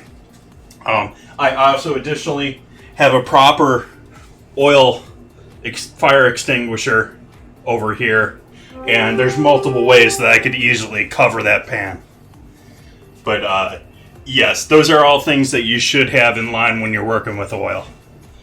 But with the vote here in the Discord, looks like I'm going to be doing candy corn here on Wednesday, which could be fun. Let's see here. And do we have any new votes for ingredient suggestions? We got some new suggestions in here. But let's see. Anyone voting for anything for next Wednesday? Oh, we got canned greens with a vote. Canned green beans. Looks like that's about it.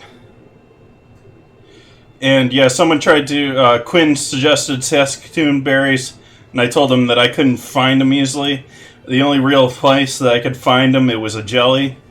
And so I sort of 86 that, but you guys come up with a source for it, as dried or fresh, I'll give it a shot.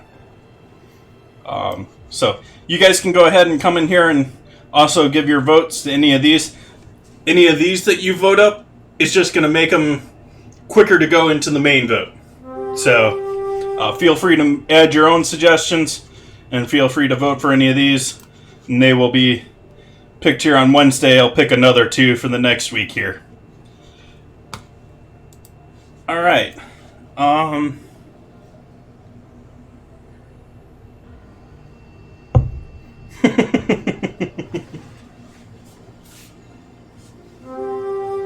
Damn beans.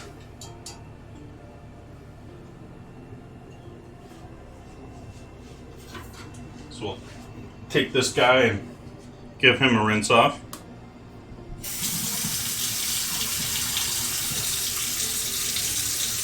Giving the lamb here a minute or two to, since it's already warm, it's going to stay nice and warm. This way it just sort of rests.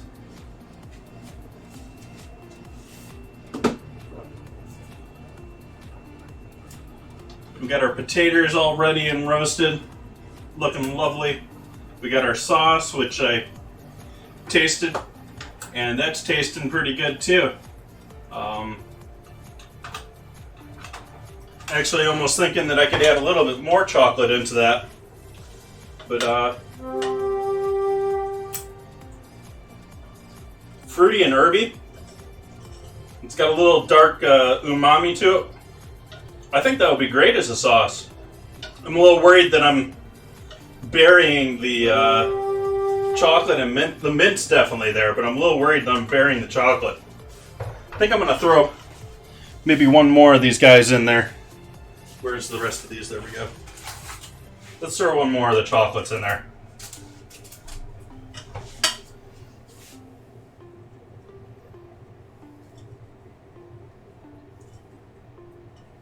Make sure we get some of that melted chalk flavor in there.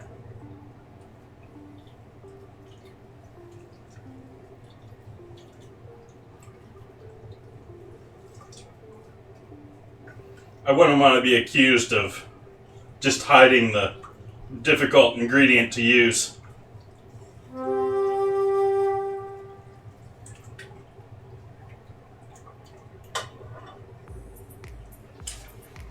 Oh, there's definitely chocolate in there now. The leftover oil. I keep my oil. This guy's definitely on his last legs. I've used him several times, but I do... Generally what I'll do is I'll let it sit overnight. Don't have to worry about it. Just leave it on the stove. Maybe you can see what I'm doing this way. I'll just leave it on the stove there. And tomorrow, maybe even Tuesday, the way I work, I'll come back to it. I have my old, cracked and well-used Hario that I've also marked for oil.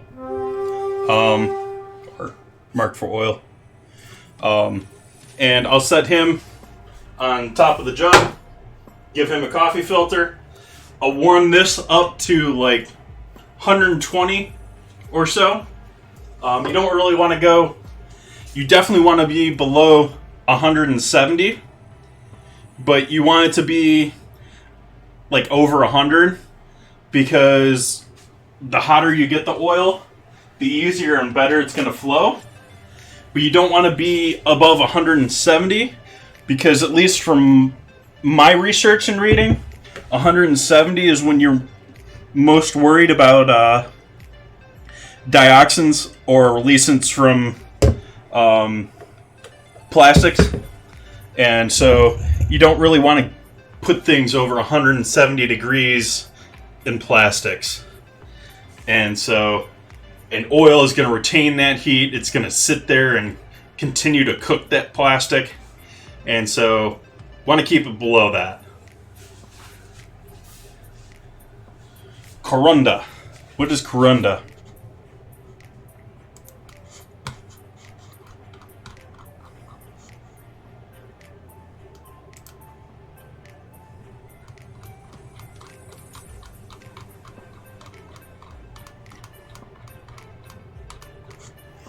So many words.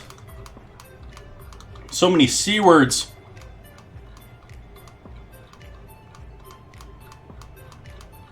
Still in the CHs.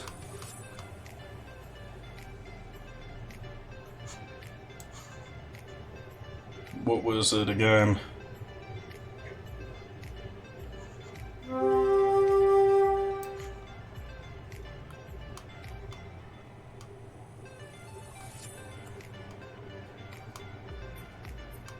C-O-R, C-O-R, C-O-R.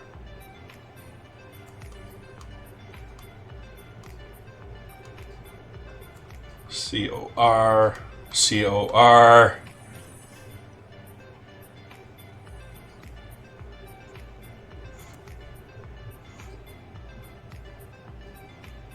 C-O-R-U.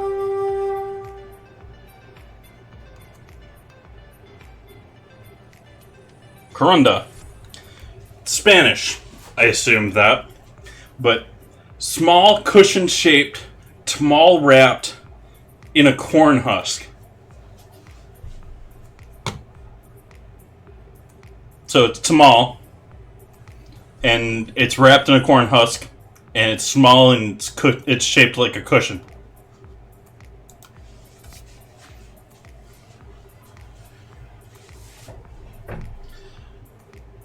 Alright, let's put a plate together here. I was sort of trying to lay things for our boss battle with Stream Raiders. So I wanted to have that on stream tonight. Let's see what we got here.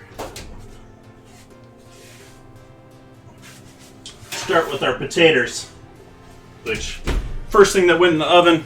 Some nice browning going on here. Our purple potatoes, nicely roasted. Give ourselves a handful of those guys on the plate.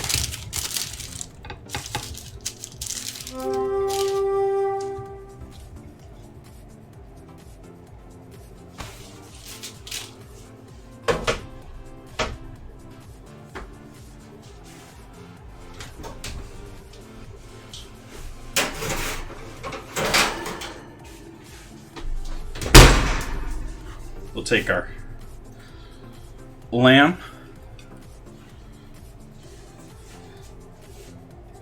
layer that over the top.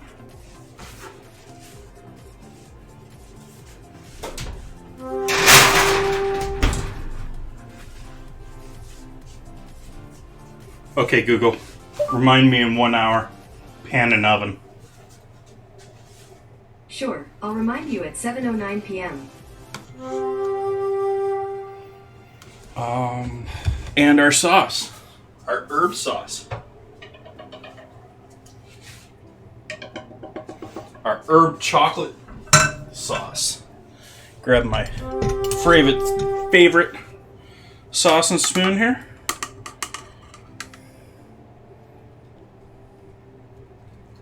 Pour that right over the top. Our wine, garlic, chocolate, and herb sauce should be great with our lamb.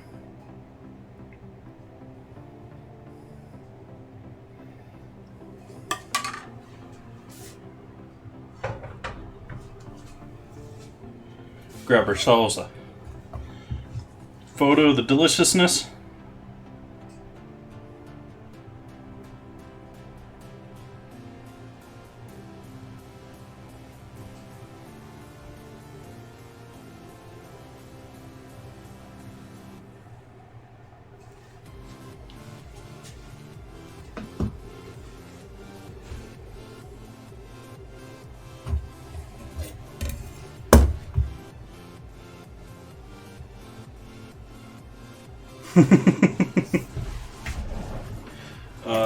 Let's see what we got here. We got cooked through lamb, nice. All the herbs, all that wine.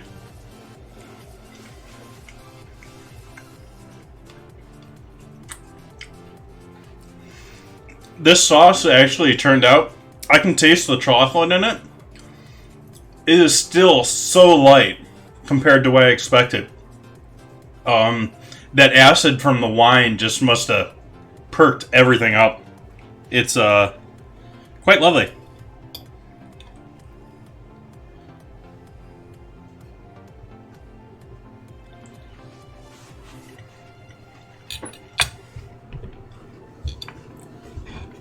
Give you guys a close up here in the main screen. Main camera always gives us a little bit better color than the C920s. Our roasted potatoes in the back.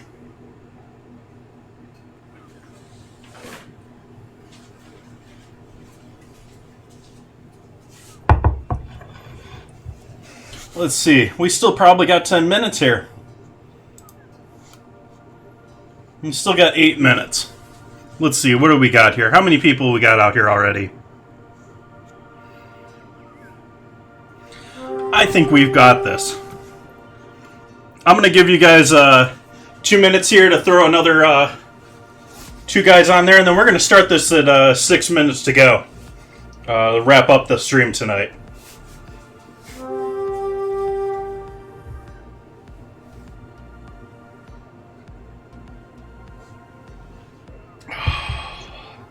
That was great. That is great.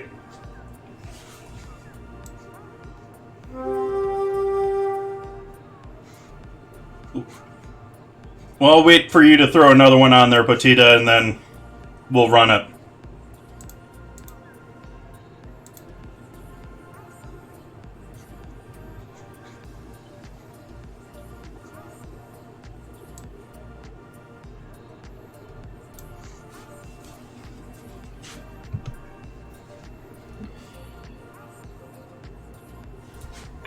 Meanwhile, I'm going to sit here and eat my lamb.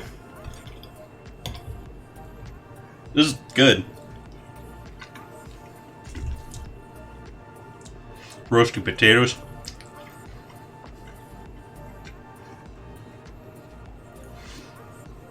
Okay, those are creamy potatoes. That was like just popping mashed potatoes with a skin on it in my mouth there. Those things are just like pure yumminess.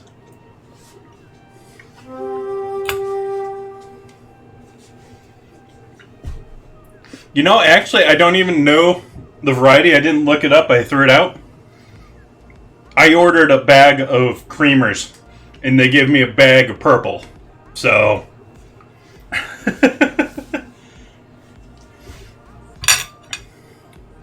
But, yeah, I'm really happy with this sauce. I was a little timid about throwing it on my lamb, because, I mean, it's chocolate and mint. It works.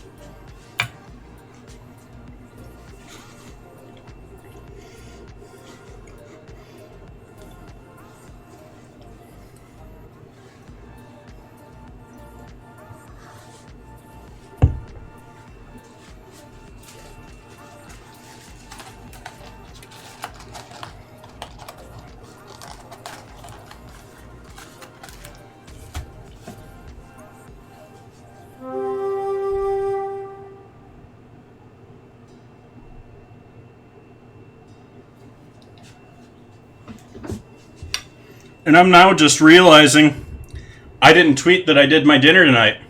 Lovely.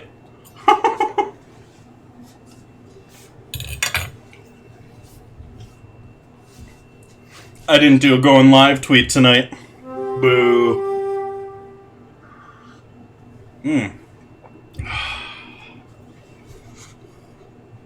I do have Twitter. Twitter is on my info page, or it's available right there. Also do Instagram. I was waiting to... I'm going to give you a whole bunch of Instagram pictures tonight.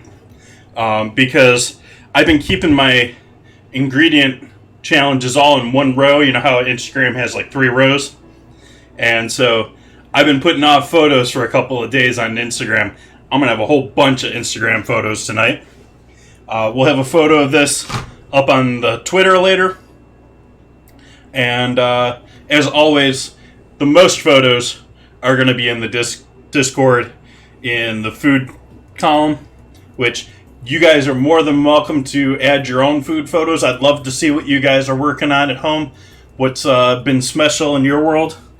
Also got all the other typical candidates there for your community. Love to see your animals, your pets, whatever's going on cool in your world.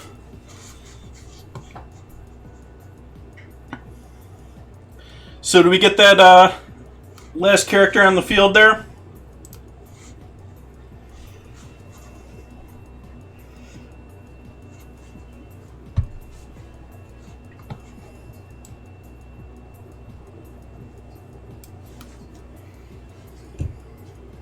I'm waiting.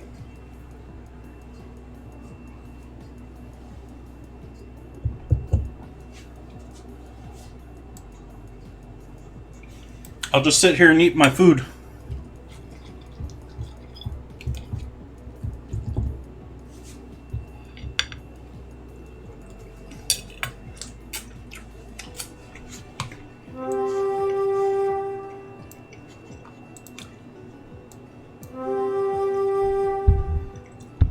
There we go.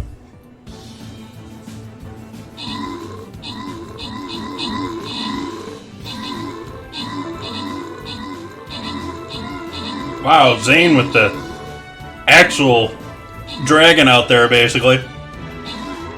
One heck of a war beast.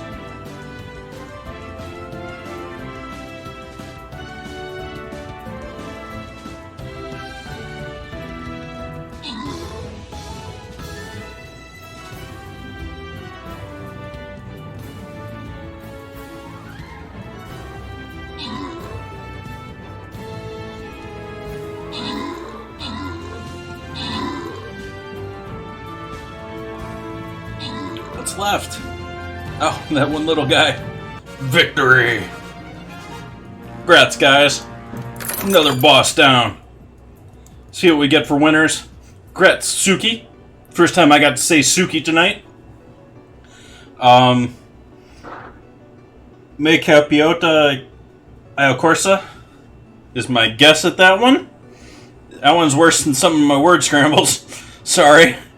And Bob 80 with the awards. Thank you, guys. I will be calling it a night there as far as this and the stream tonight. Let's see who we can give a quick raid to. Say hello to. Don't have a... Let's see who we got online tonight.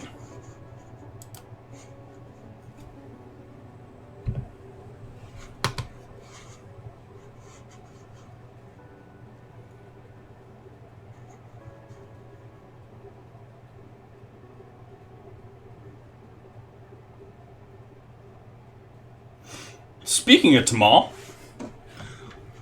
that sounds like a good one. I'm going to send you guys off to go hang out with another fellow food and drink streamer here.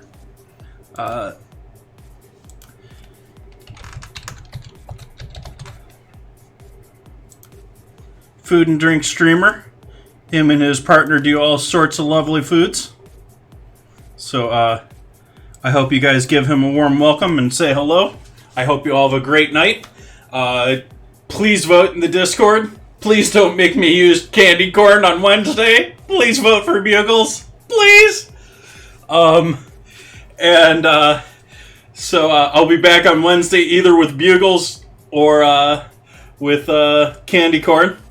And back to our normal schedule of things.